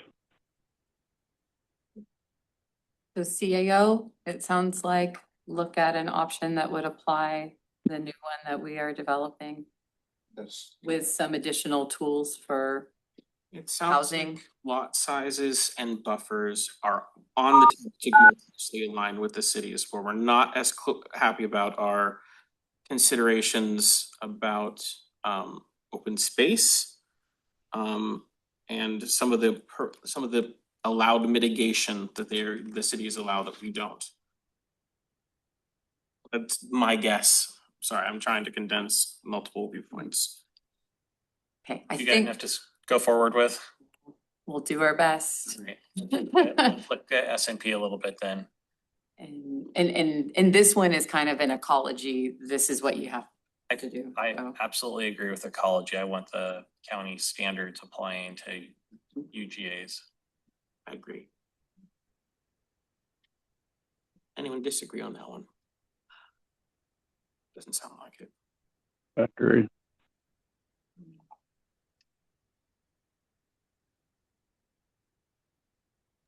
I think this is already addressed if we retain county CAO with specific provisions. So this basically defers to county provisions.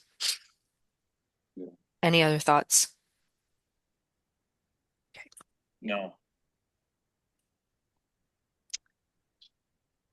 This is not a change from what we're currently doing. Any thoughts here? agree with sticking with county standards.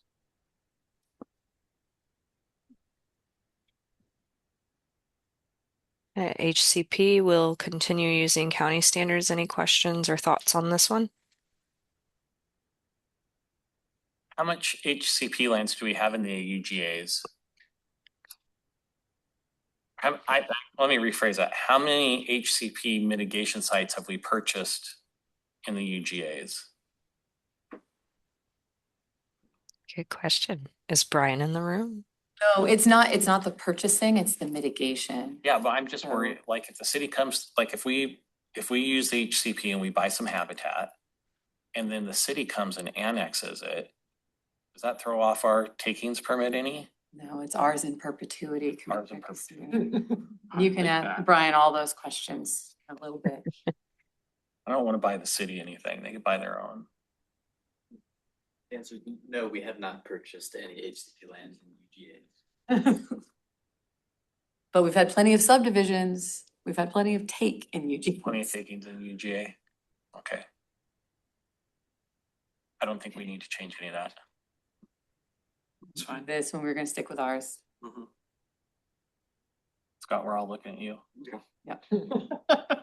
Scott, streamlined permitting for conservation projects for farmers.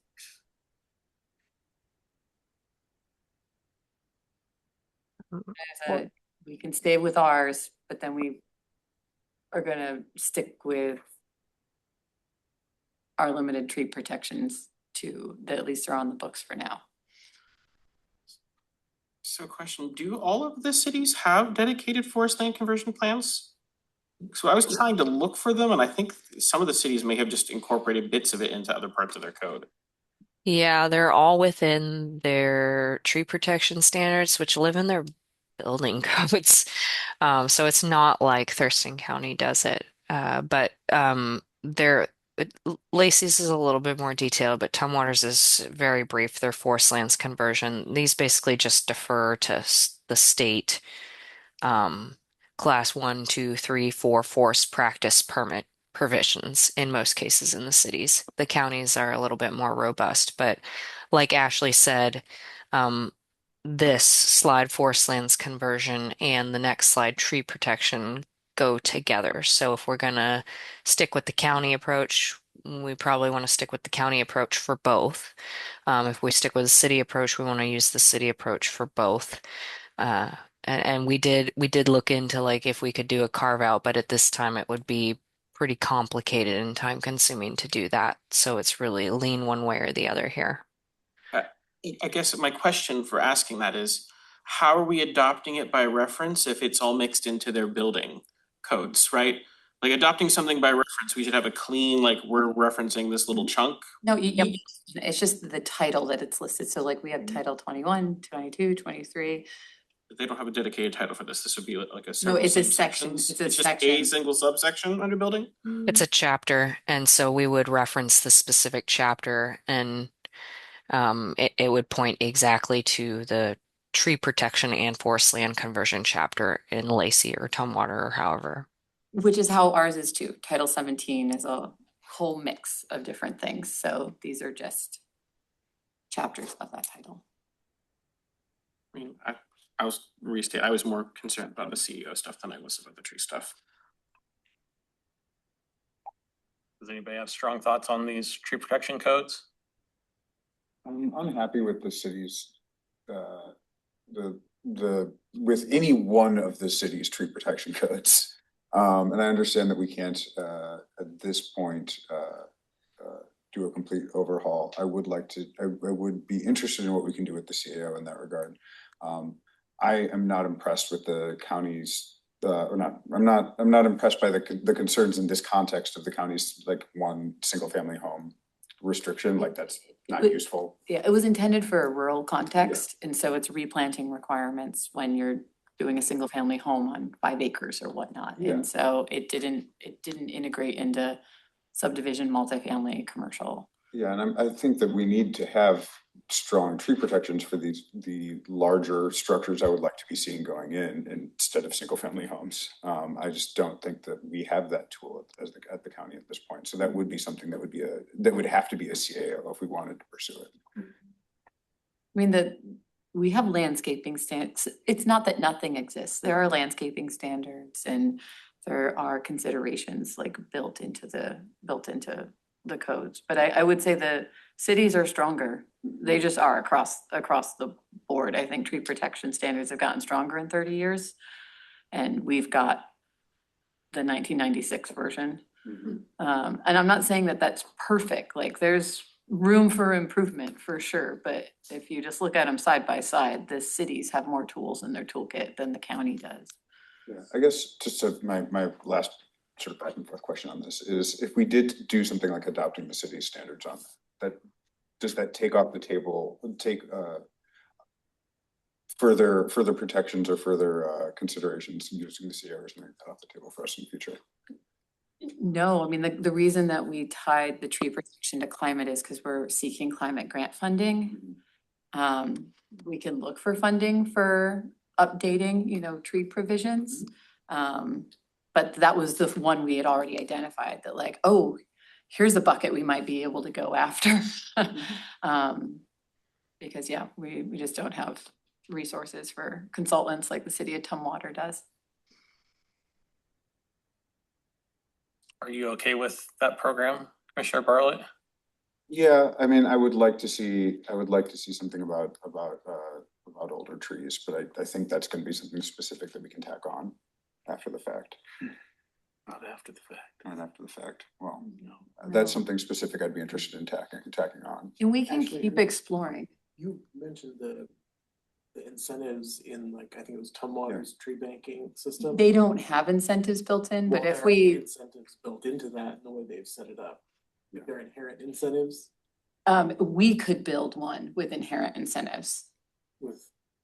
So if with that caveat, I'd be okay with it. If we had something like that. That would be something programmatic and wouldn't come through the code update. Right? It's a very small provision and like it's a small section of the code that could live within ours applied to all the UGAs essentially. Which would also have the benefit of, in cases where developers are paying into the bank, then you do have a dedicated source of funding for forest land protection and management in rural areas, which is something we don't have right now. So it would both incentivize, but we hope the retention of larger trees on the site, as well as start building a dedicated resource for forest land protection and management. So that's one of the ideas we came up with. And I'm so grateful that I have a team that is full of great ideas and a planning commission that's full of great ideas. So I'm sure as we're working through this, a few more will come up. I think Commissioner Pessinger might have a comment. I do. Please. I would agree with that. I think that's a good idea to do the caveat, to adopt, but add some caveats.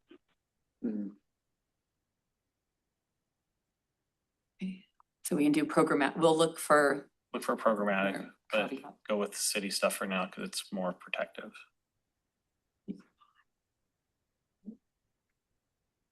I didn't present on this, so I'll give a quick overview, is wireless. Right now for the UGAs, we use the county wireless code, which was updated a couple years ago.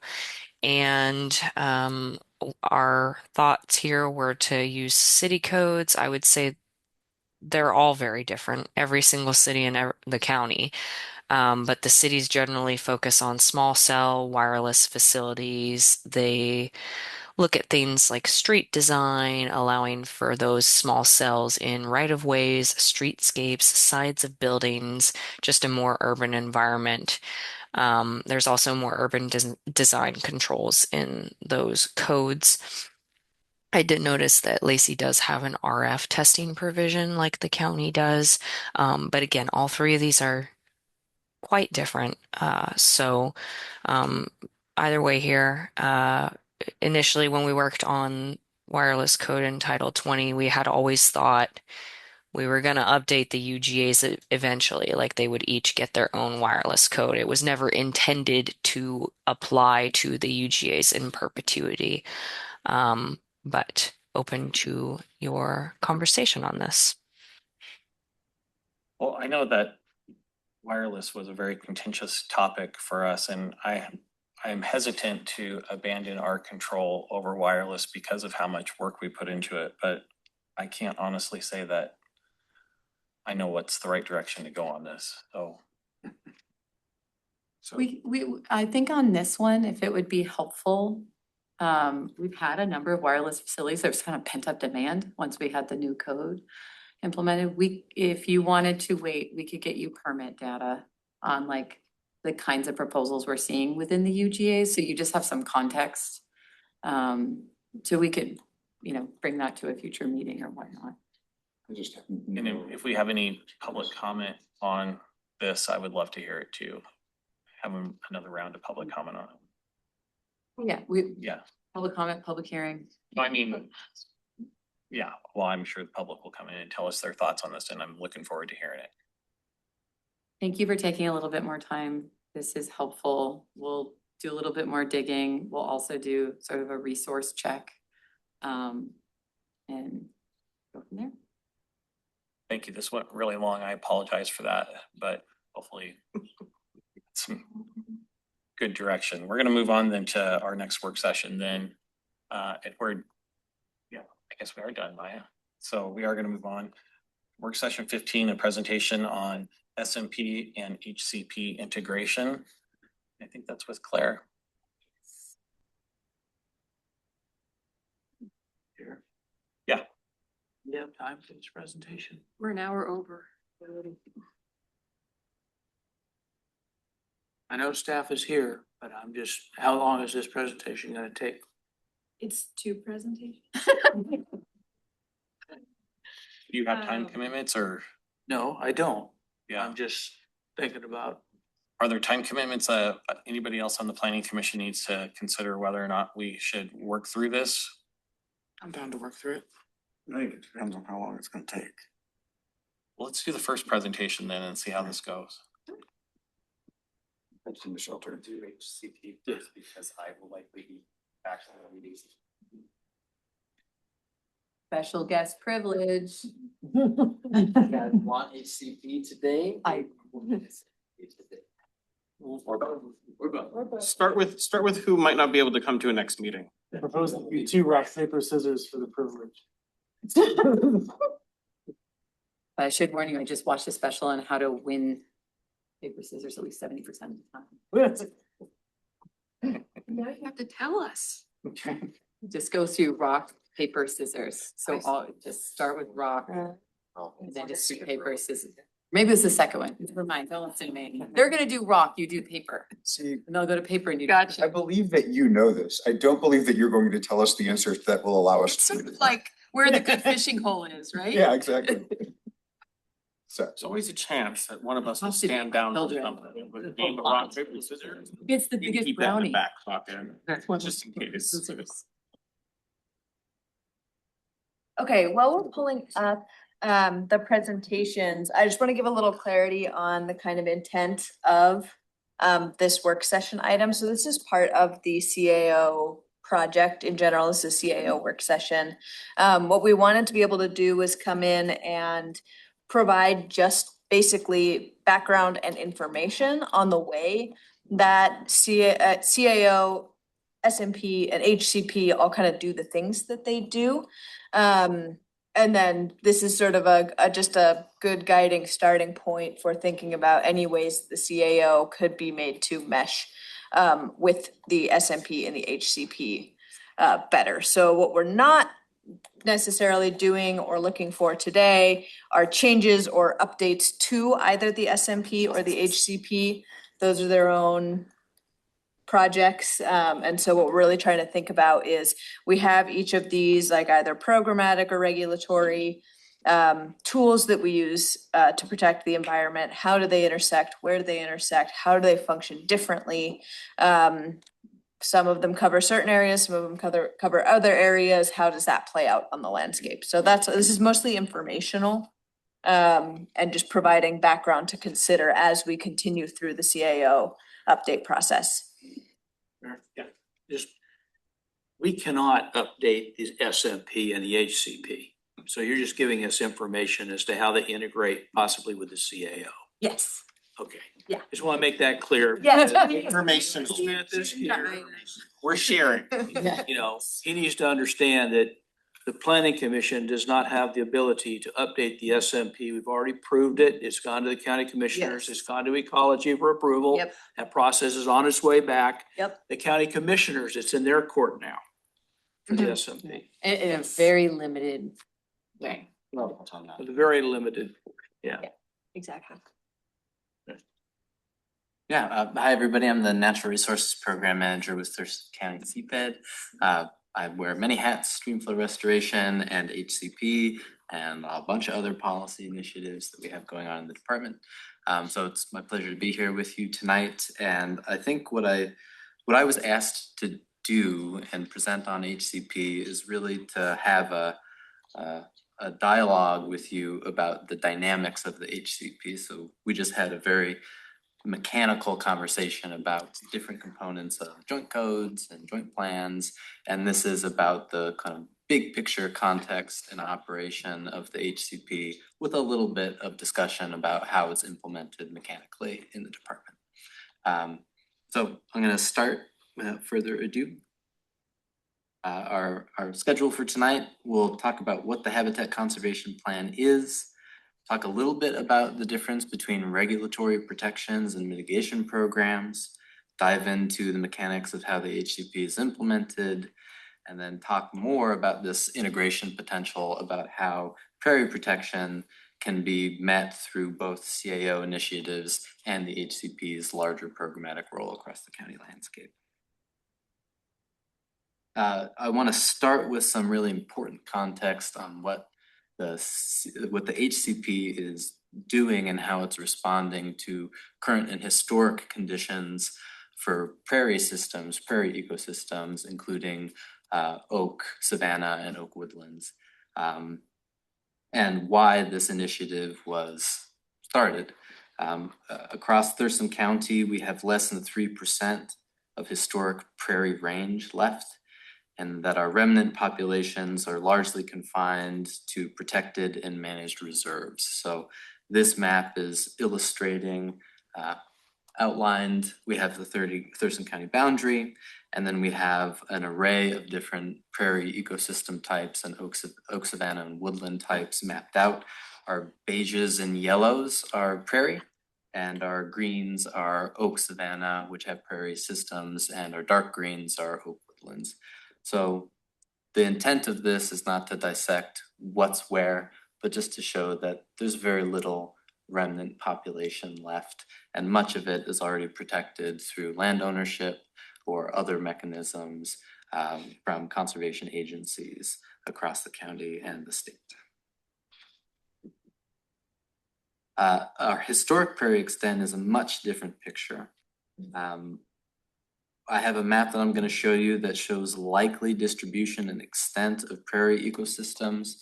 Likely just means that we don't know exactly what was happening there, but that the soil structure and soil chemistry indicates a very strong likelihood that the map I'm about to show represents where prairies existed across Thurston County prior to colonization and the loss of indigenous land management that allows prairie ecosystems to occur.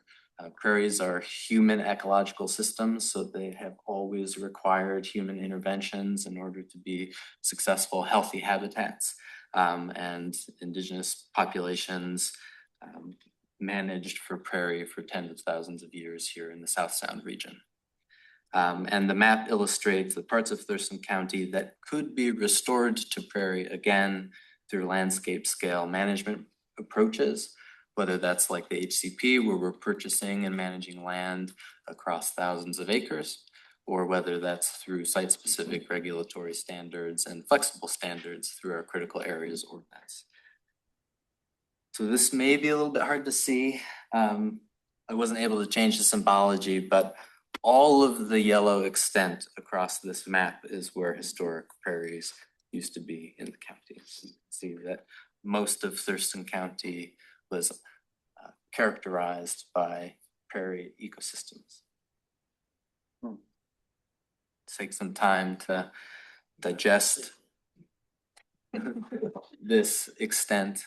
Again, 3% of historic remnant prairies exist. This is the 93%, 97% of prairies that used to exist across our landscape.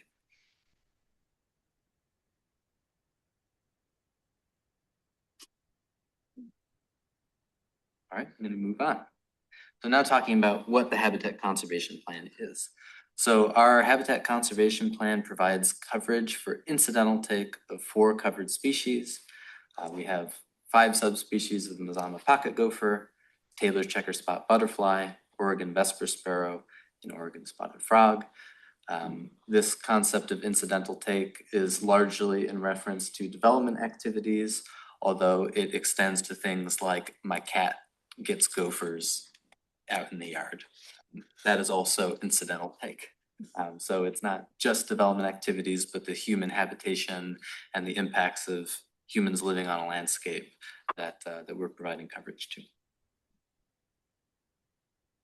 A little bit more on the definition, kind of gives permission for, I also want to take a little bit of time. I have featured some key prairie flowers throughout this presentation. This is balsam.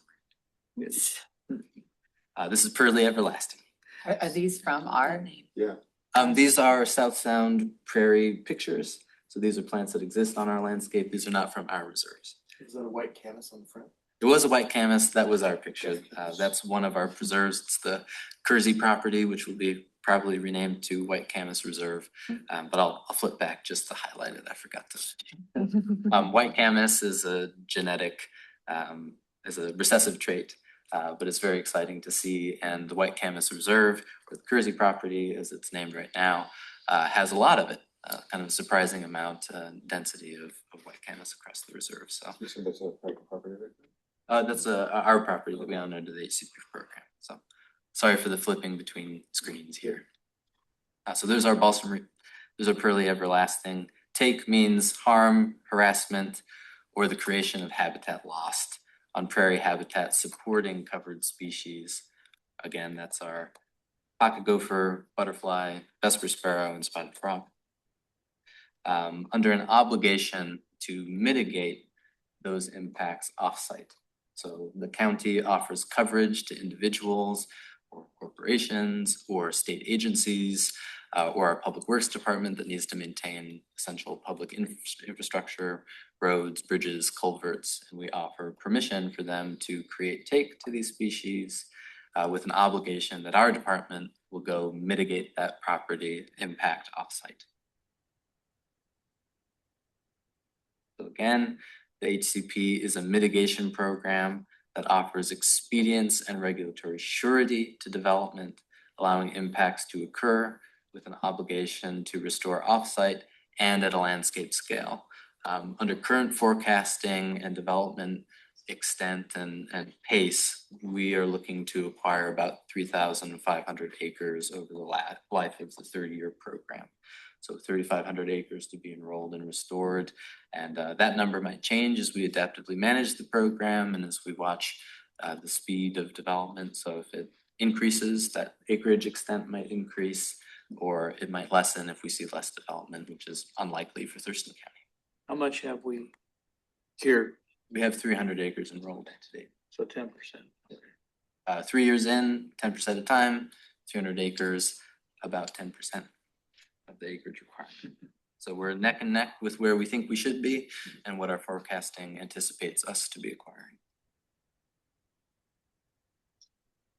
Again, mitigation happens at county-owned and managed properties.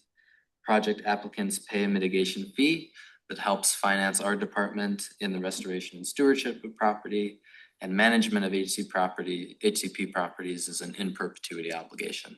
So we charge a fee one time for take, and then we have to maintain the habitat value that we create forever.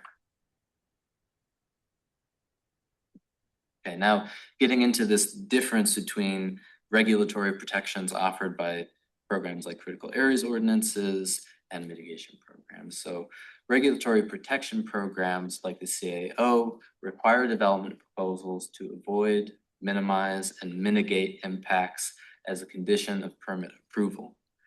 Typically, mitigation must occur on-site through replanting and maintenance of specific ecological functions, although you can offer off-site mitigation through private banking or through public banks, but the county does not have such mitigation banks to offer right now. So ostensibly, most or all mitigation that's happening in response to our regulatory program is on-site.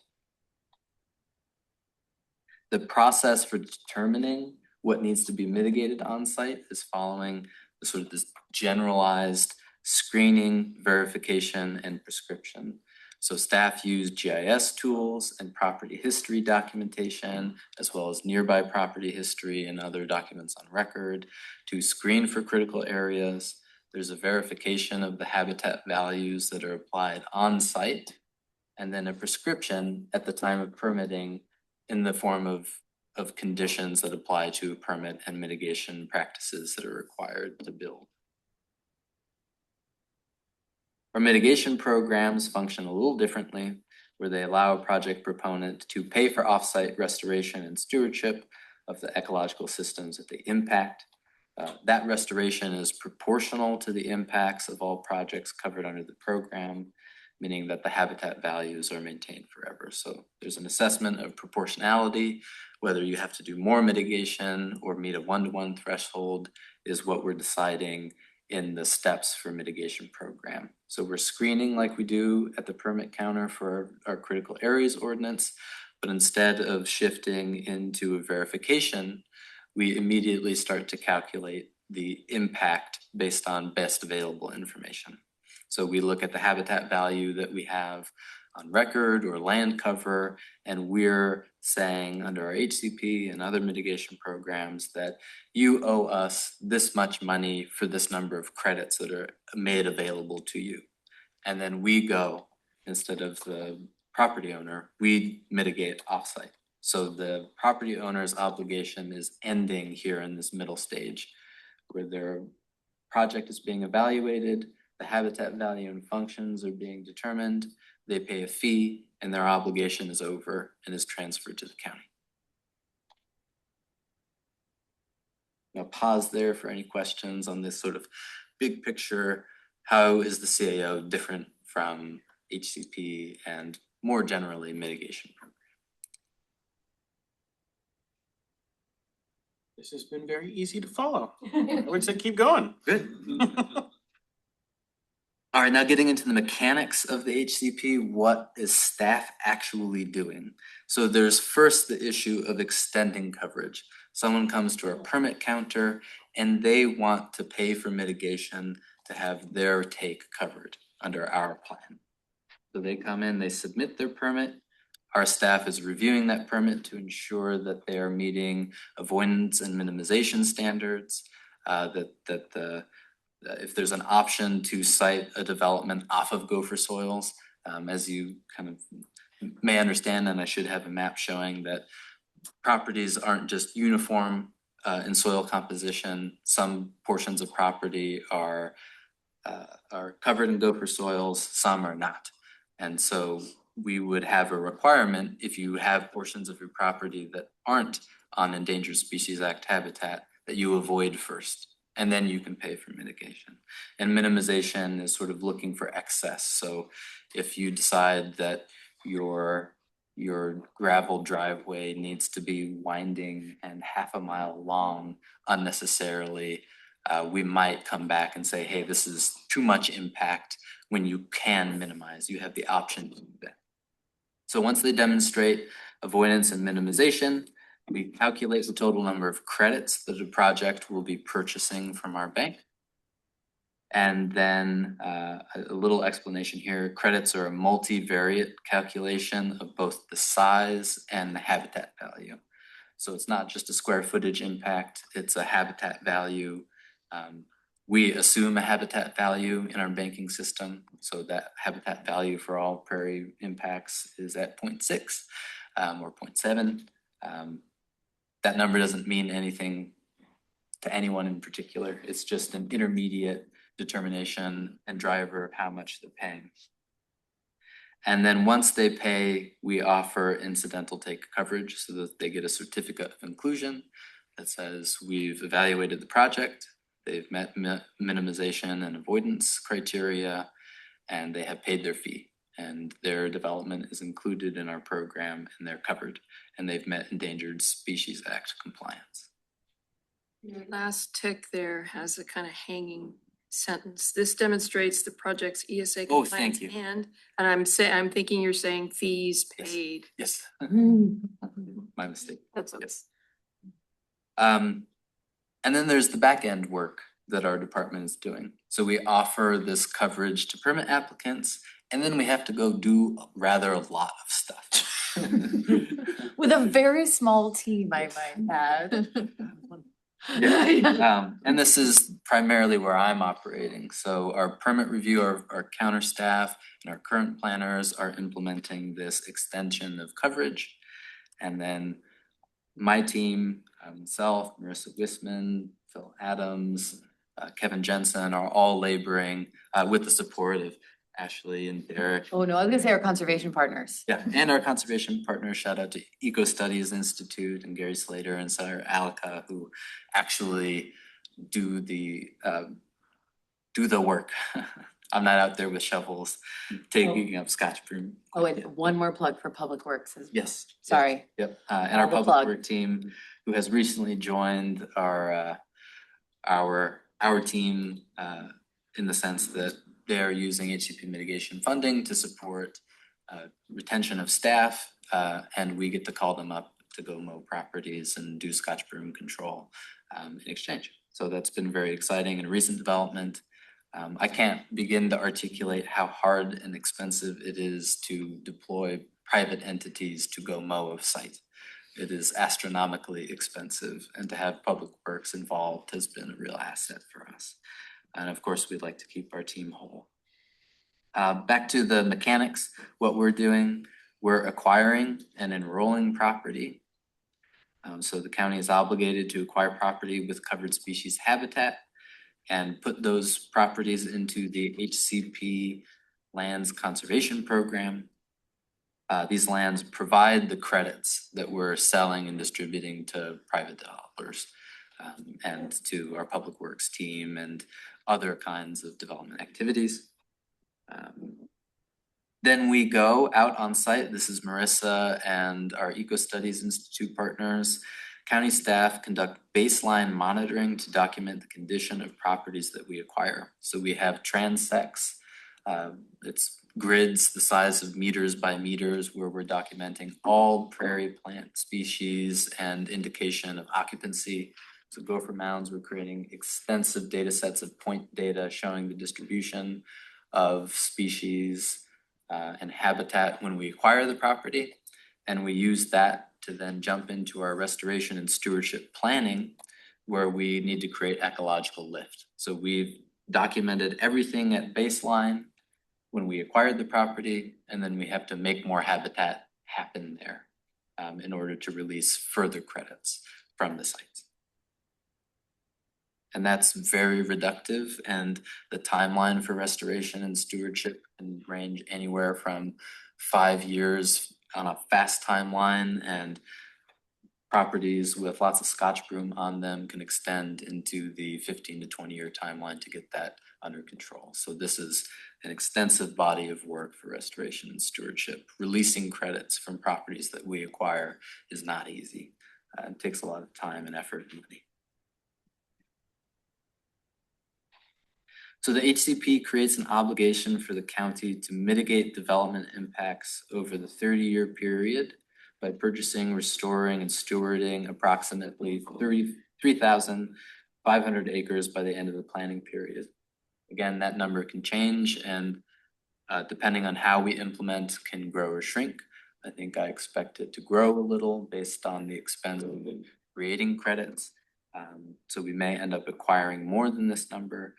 But that's an adaptive management problem that we work with our HCP implementation team to resolve. That's representatives from U.S. Fish and Wildlife Service, from our restoration partners, DFW, and anyone else we choose to invite periodically to come tell us how we should be adaptively managing our program, and to manage our credit portfolio to extend coverage to permit applicants. This is Harsh Paintbrush. You see our Harsh Paintbrush friend, and golden paintbrush here on this side. And then really starting to, introduce a concept, and I would be happy to come back for a workshop with the Planning Commission to talk about more of these concepts. But that as we imagine it, the CAO and HCP are meant to work together. They're not exclusive of one another, and that all of these protection mechanisms, whether it's through mitigation, landscape scale restoration and management, or through site-specific protection initiatives, are meant to restore our systems. So the CAO protects prairie habitats and species not covered by the HCP. So we have our 4 covered species and associated habitats, but there are an extensive number of native prairie species that we will not restore to. The CAO is meant to cover those. The CAO defines how and where restoration activities can occur. And this has actually been a challenge and feedback that we've had from our agency partners, that restoring in Thurston County is really hard. Cutting trees down that have colonized historic prairie to restore to historic prairie is deeply encumbered by regulations. And so there's been a call across our land trusts, WDFW, JBLM, to start relaxing our critical areas ordinance in situations where qualified restoration projects can remove species that have colonized since the loss of indigenous management across the landscape. And then lastly, the CAO addresses indirect impacts from development that the HCP is not intended to regulate, right? So this is kind of an obscure concept, but essentially saying that human habitation and occupancy of a site comes with inherent risk, inherent vice. People do stuff on property, and that's good, and we want them to do stuff. And sometimes those protections come from the CAO and don't have anything to do with the take that we offered initially when the development project was approved under our HCP. Some potential opportunities for further integration. The CAO can encourage regulation towards prairie. So again, creating flexibility for restoration partners to be able to take trees down in certain areas, whether that's stands of Doug fir that have colonized historic prairie habitat, or whether that's riparian areas that have lost their oak, wet prairie, riparian characteristics to alder stands and Doug fir and other kinds of trees, that there's desire to be able to remove and replace with something that is more historically appropriate and precedented across our landscape on reserves that are owned by state agencies and by state or other restoration partners. We could establish companion programs to the HCP that increase the habitat types that we restore. So right now, the HCP is our only mitigation banking system. You can have mitigation banking for wetlands, you can have mitigation banking for trees, and you can divide it by species. And that there's this opportunity to create more synergy with this landscape scale restoration effort across thousands of acres that the county will own, and development impacts that we'll see into the future. And then lastly, this one's a little more obscure, but seed bank retention and lawn standards are also opportunities to have more site-specific control. For prairie systems, the reason why we have remnant prairies at all is because their seeds are trapped in the soil, and disturbances of different kinds, whether it's fire or someone putting a shovel in the dirt and releasing these seeds, the seed bank is there.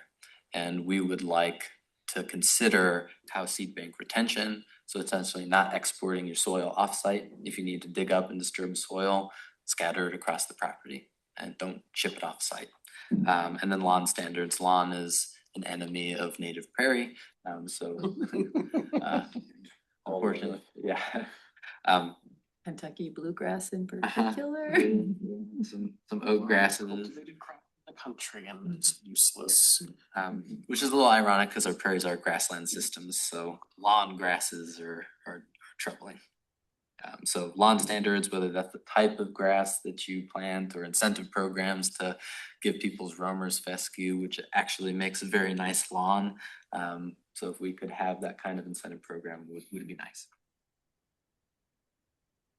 And I think I'll end it with the HCP provides long-term management of ecological resources, and the CAO protects resources where they are in place and time.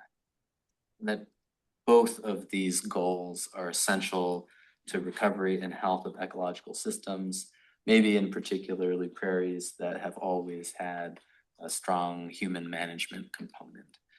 So both of these things need to do their jobs, and we would suggest that mitigation programs broadly paired with CAO protections and having our CAO allow for the creation of new mitigation programs could be a direction that is explored further to kind of create this synergistic reality between the need to manage the health of ecosystems and protect them where they are. This is precisely the sort of like target that I was thinking about when we were talking about like like using the CAO to have creative alternatives when we're talking about dense housing is if we like prairie is a lot.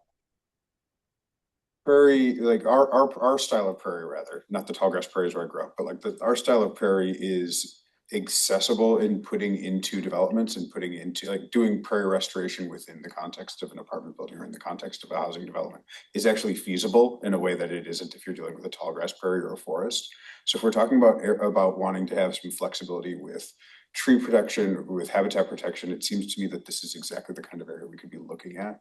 Like if you had a subdivision, and if you had one of these denser subdivisions, but the lawn space that they had all had to be prairie. That would fit that perfectly.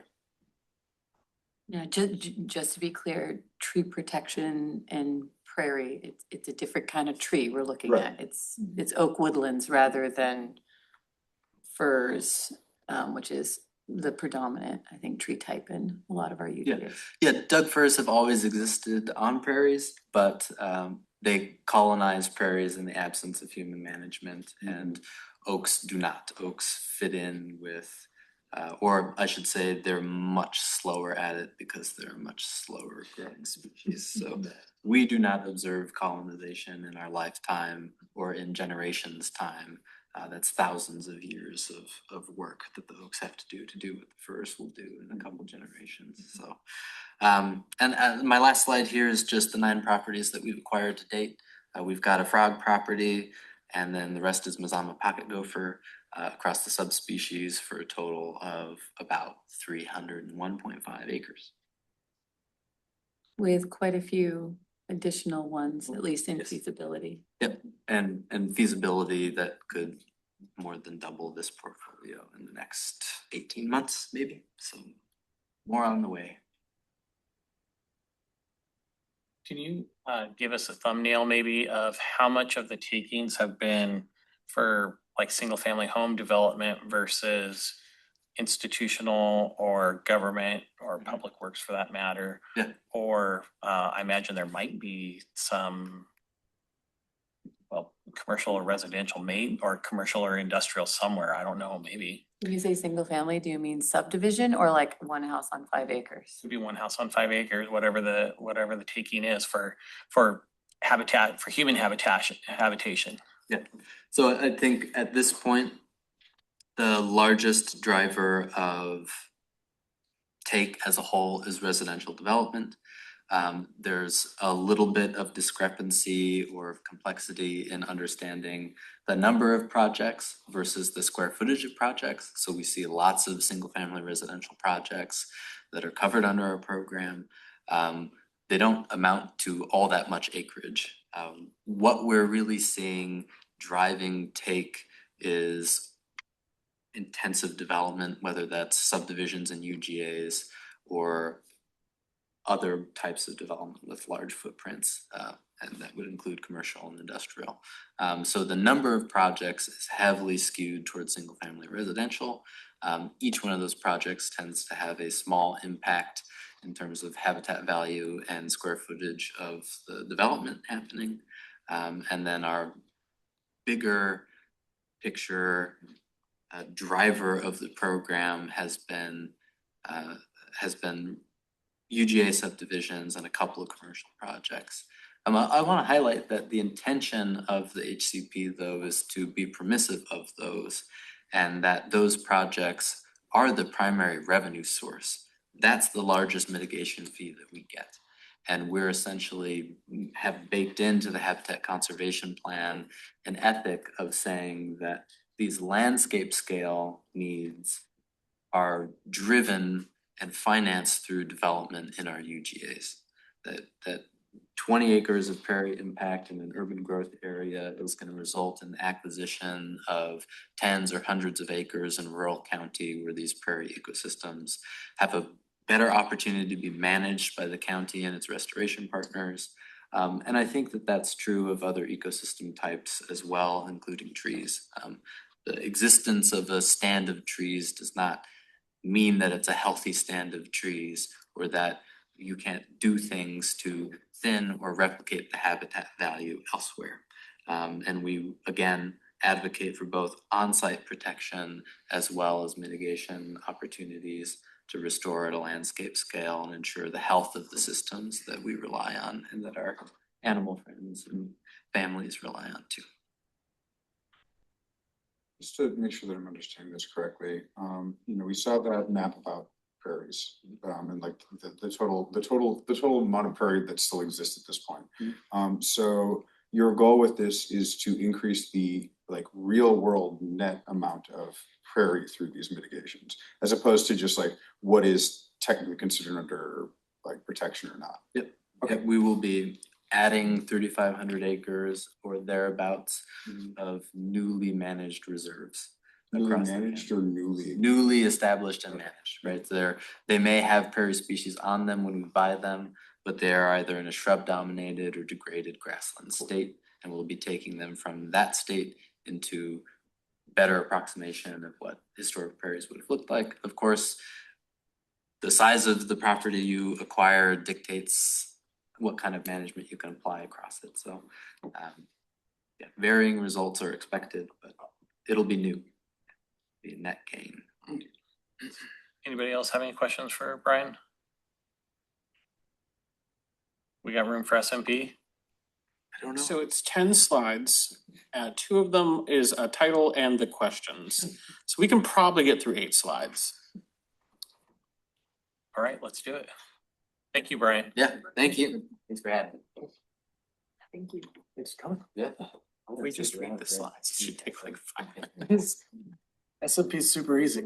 That's really fast. I strung than Brian, I talk faster.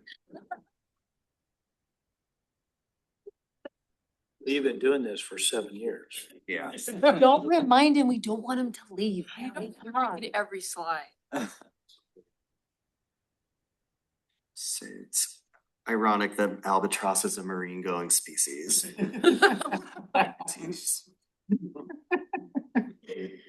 So it's all good. Okay.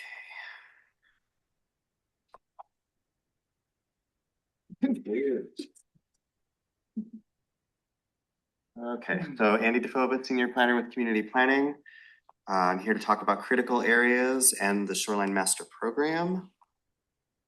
So here's what I plan to cover tonight, a little bit of history on the Shoreline Master Program and its current status, the legal framework for planning in both shorelines and critical areas, an overview of shoreline jurisdiction, and then specifically how critical areas are addressed in the SMP update. Some folks on Planning Commission are familiar with this story, some of you are not. The Planning Commission reviewed the SMP between the time span of 2017 and 2022, which included 81 work sessions and a public hearing. The recommendation to the board was provided in August 2022, which did also include a minority report from this body. The Board of County Commissioners reviewed all the information, held their own public hearing, and then locally adopted the SMP in December of 2023. That was adoption number 1. There will be one more. The SMP was then sent to Ecology, who had its own open public comment period and a public hearing in September of 2024. And then after reviewing all of that feedback received, they requested a county response to the public feedback, which was provided to Ecology in February 2025. So we got our initial feedback from Ecology staff on the whole package, the county's submittal and all the public responses, and our response to those responses back in December of last year. And since that time, we've been digesting their feedback and taking meetings with their staff and trying to assist Ecology in its formulation of its final or formal response on the county's SMP. And have they given anything? Oh, yeah. So we've gotten, so I've been in regular communication with Tess Brandon at Ecology. And so we've got her initial feedback, staff level feedback, which we've responded to and had some meetings on. And they're essentially trying to determine what are going to be required changes, what are going to be recommended changes. And some of those things we really don't have a lot of room to negotiate on. Some things we do where we can point out, here's where we've addressed your concern, or here's maybe a different way of addressing your concern to get at that and make it move from required to recommended or just kind of drop off. So yeah, there has been coordination going on. We do expect them to have a formal response back to us later this year. I was told like by summer, but I know that a lot of their staff have been working on rulemaking, additional rule changes that are happening with Shoreline. So we'll see, but later this year. And then just briefly, the way that rest of that process will play out, Ecology's formal response will be a matrix of required and recommended changes based on state law. That information will go back to the board to address those changes, but really the scope of anything the board is going to consider from here on out is limited to things that Ecology is requiring or recommended, which were derived from the public feedback they received and what our board, telegraphed to them. So that included consideration at the time of the minority report. Anything that the Board of County Commissioners wish to have addressed within that report has been addressed in what was transmitted to Ecology. And I would temper expectation about changes outside of the lanes Ecology has set up from this point forward. In the meantime, the 2012 Critical Areas Ordinance by and large regulates critical areas within shoreline jurisdiction and is clarified in a 2010 state law update. That's actually the same law that let jurisdictions say you can look at existing development in shorelines and consider it conforming for the purposes of regulating redevelopment and modification. So the legal framework, there are two big pieces of legislation that guide a lot of the work that we do in CPED. Those are the Growth Management Act and the Shoreline Management Act. So the Growth Management Act requires jurisdictions to identify and protect critical areas, and an update of those protections is what this body is currently considering.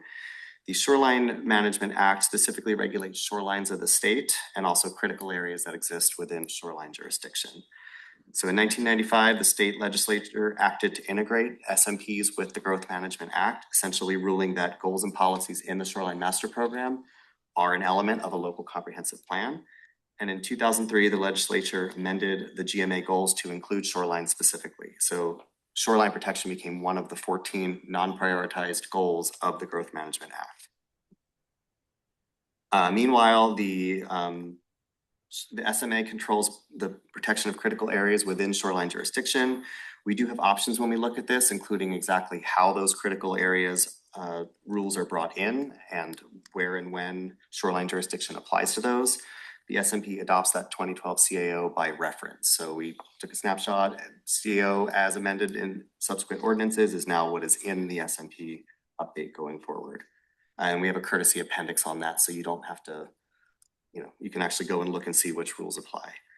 And critical areas have been a part of the process for a long time. They were in the foundational work that the county did when we looked at the characterization and inventory of the shorelines, looking at where do critical areas exist and how should that shape, what environment designations are given to shorelines and what protections should be put in place.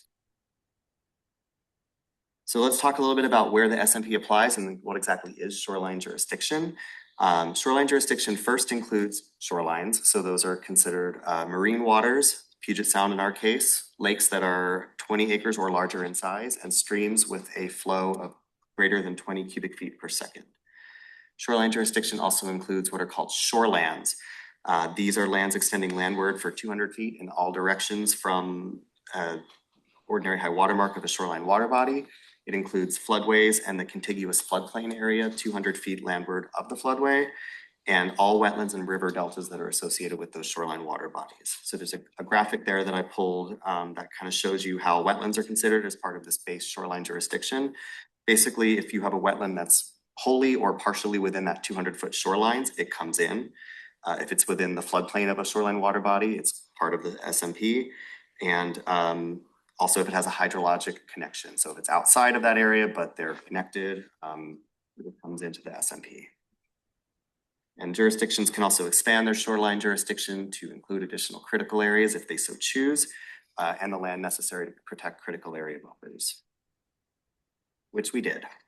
So how does the SMP apply to critical areas? At a minimum, any critical area that's located inside that base shoreline jurisdiction is regulated by the SMP. Thurston County's SMP update expands that base jurisdiction to include marine bluffs, landslide and erosion hazard areas and their buffers that are partially within shoreline jurisdiction. And then we did the same for the high groundwater flood hazard areas and important aquatic species and their habitats, and also wetlands, as I mentioned. So the critical area regulations that are in the SMP are held to that same no net loss standard as anything that we're promoting in the SMP.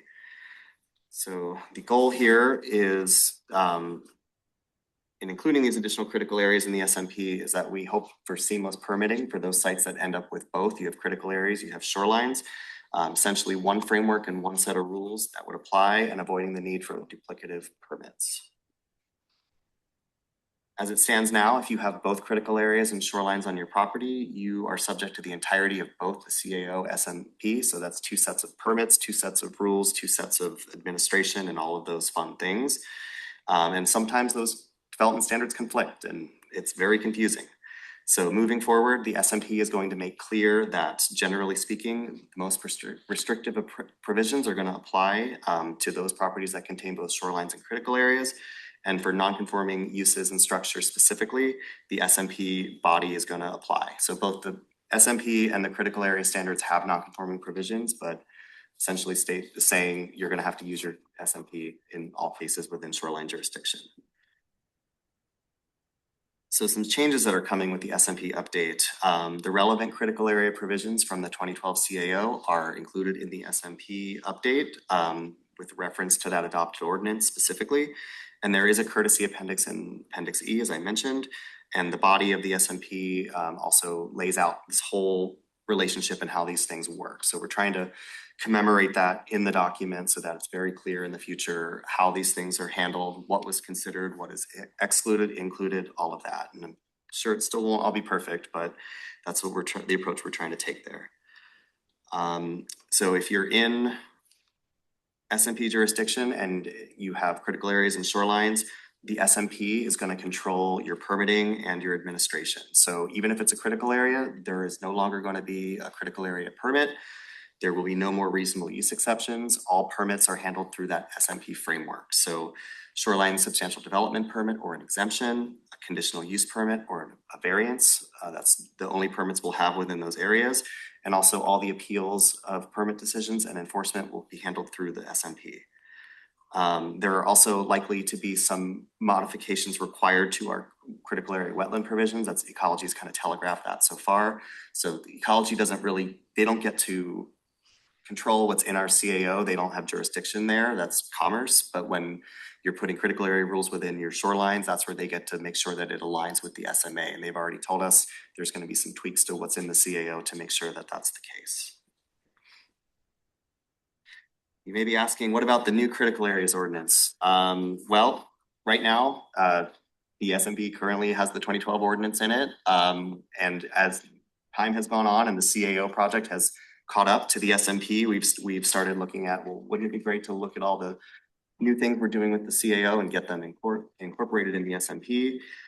So we are in conversations with ecology on that front and trying to make, common sense case for like, we've got a better thing coming that's going to solve existing problems that we're aware of. And wouldn't it be great to have this across the whole landscape and not end up with one SMP, but with an old CAO, kind of attached to it. So the bottom line there is that we want to ensure the critical area protections that are included in the SMP are easy to understand and implement. And we believe the new CAO is going to do a better job of it. So that's what we're working on. There appears to be some precedent for amending critical area regulations in that fashion. So that's what we're hoping we can see through this process. So we'll see how it plays out. And the backstop there, or the silver lining, I suppose, is that even if we end up needing to keep the 2012 CAO, one goal of the department is to, not have it be 10, 15, 36 years until we develop, new regulations. So sooner rather than later, we will be able to line these things up. So we're just hoping that will be sooner.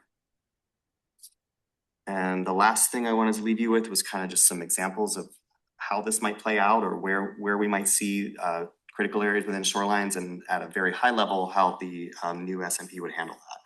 So one example would be if you had a property on the Nisqually River that is bisected by a smaller stream that is not of itself a shoreline stream. It's not 20 cubic feet per second flow, but it crosses over into shoreline jurisdiction and then empties out into the Nisqually River. So the SMP would set the buffer from the Nisqually River and also tell you what types of uses could occur within that shoreline jurisdiction and the development standards that would apply. But the critical area regulations would say, here's your buffer from that smaller stream. So those regulations are folded in and would still control protection of that smaller stream. And then the entire project would get one permit, and it would be, whatever that underlying shoreline permit is, a substantial development permit or an exemption or a conditional use permit. Another possible scenario would be if you had a parcel with a wetland on the edge of Pattison Lake.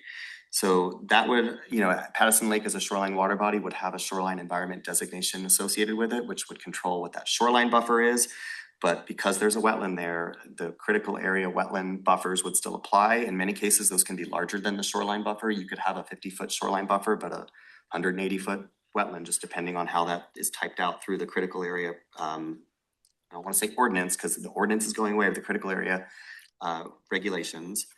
And those, wetland development standards would apply to that buffer. And then lastly, thinking about a constrained lot on the marine bluff where, maybe putting the marine bluff buffer on it takes you all the way back to the property line, and no one would really have the ability to develop without some sort of exemption. That shoreline buffer is still going to apply. And the SMP might say, you don't need a variance for a new structure there because those structures are allowed in shoreline jurisdiction. But because you have that bluff, you may need a variance from the bluff standards in order to site something on the property. Formerly would have been a reasonable use exception, so you would have needed your shoreline approval and critical areas RUE. It's all just going to be one permit under the SMP, and probably a variance in that case. Okay, that's all I have. Are there any questions? We'll wait for the Apology. Any of us are feeling awake enough for too many questions. Anybody have anything for Andrew? That was great, Andrew. Thank you. Good summary. You up the number to 82 just for fun. Oh, I guess I could. 82 work sessions. Sure. Encore. Did you have anything for us? No, I was mostly here to answer any CAO related questions as they came up, but yeah. That's everything. Oh, great. Well, then we're gonna move on with the last part of our agenda, staff updates. I don't have any big staff updates. Any others for the good of the order? We're still dealing with the big one, a couple. Commissioner Pessinger? Yeah, Maya announced the last meeting. I will say, given our limited resources. Is this the good of the order yet? Not yet, but I'll make sure you get in. Okay.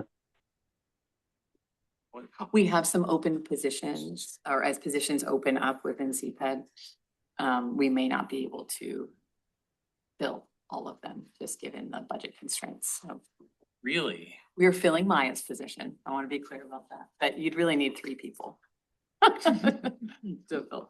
So unfilled never mind. Oh, we have one unfilled associate planner position.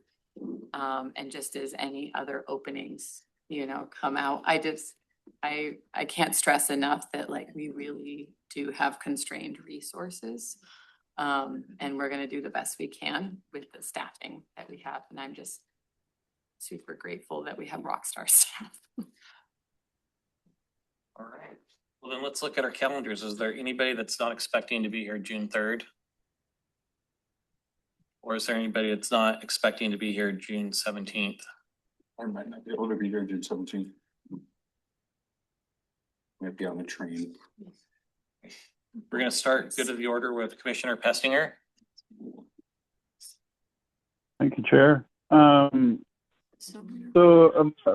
Several meetings ago, we did this thing in the meeting where I think the staff shared with us some updates on some stuff that had been happening with the county commissioners, recent decisions or things that got sent back that were related to the planning commission.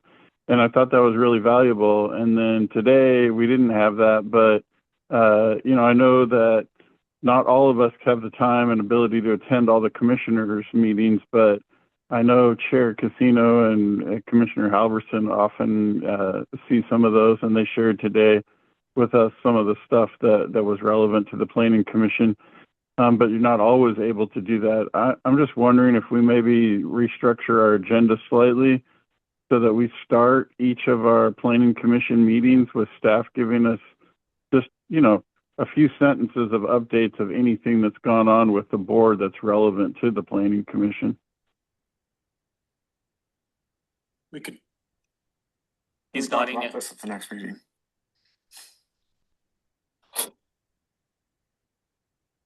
Okay. I didn't fully hear that. It sounded like you said you'd try. I think we could do, I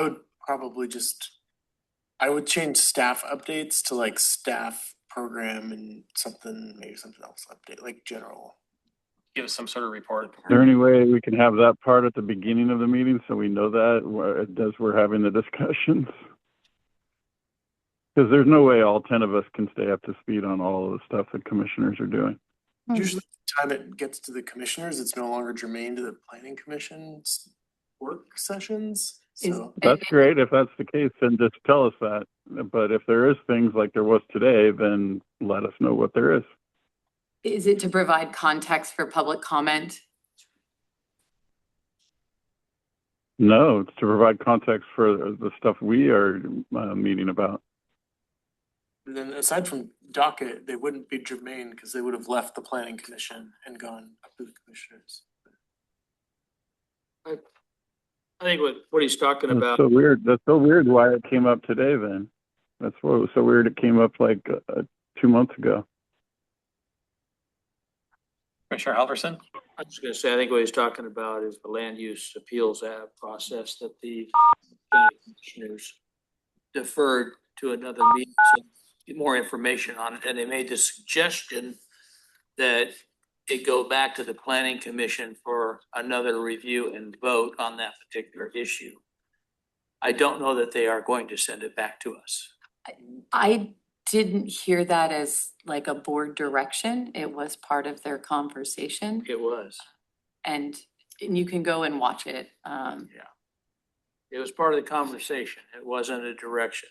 We have not been directed as staff yet to bring it. It was Commissioner Mincer that made the comment that if he or some other member of the Board of County Commissioners had been at the Planning Commission meeting, they could have made the case for the appeals process to not include the county commissioners. Don't know that that's true. Did the board recently provide any feedback about the strengthening of tree protections and use of county tree protections on the UGAs? It was part of the docket conversation. And it is like the docket sheet got updated to reflect that. And we said that we would bring it to the planning commission as part of the joint code updates. That's what I thought. There are a couple different things happening here. And structurally, if something did come from the board, it would come through the docket. Like it'd be officially assigned or like remanded back to the planning commission. We'd talk about that. General discussion at the board that is related to things that we're doing. I wouldn't feel super comfortable trying to distill general discussion by the board as a staff person.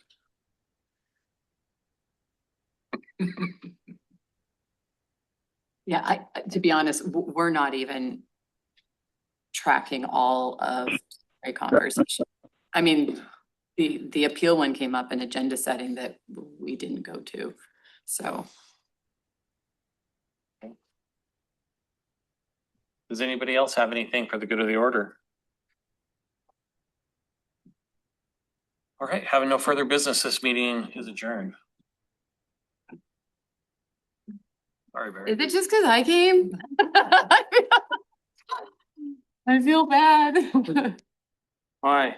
That it went so late. This is like more how late it was when we were doing comp plan. No.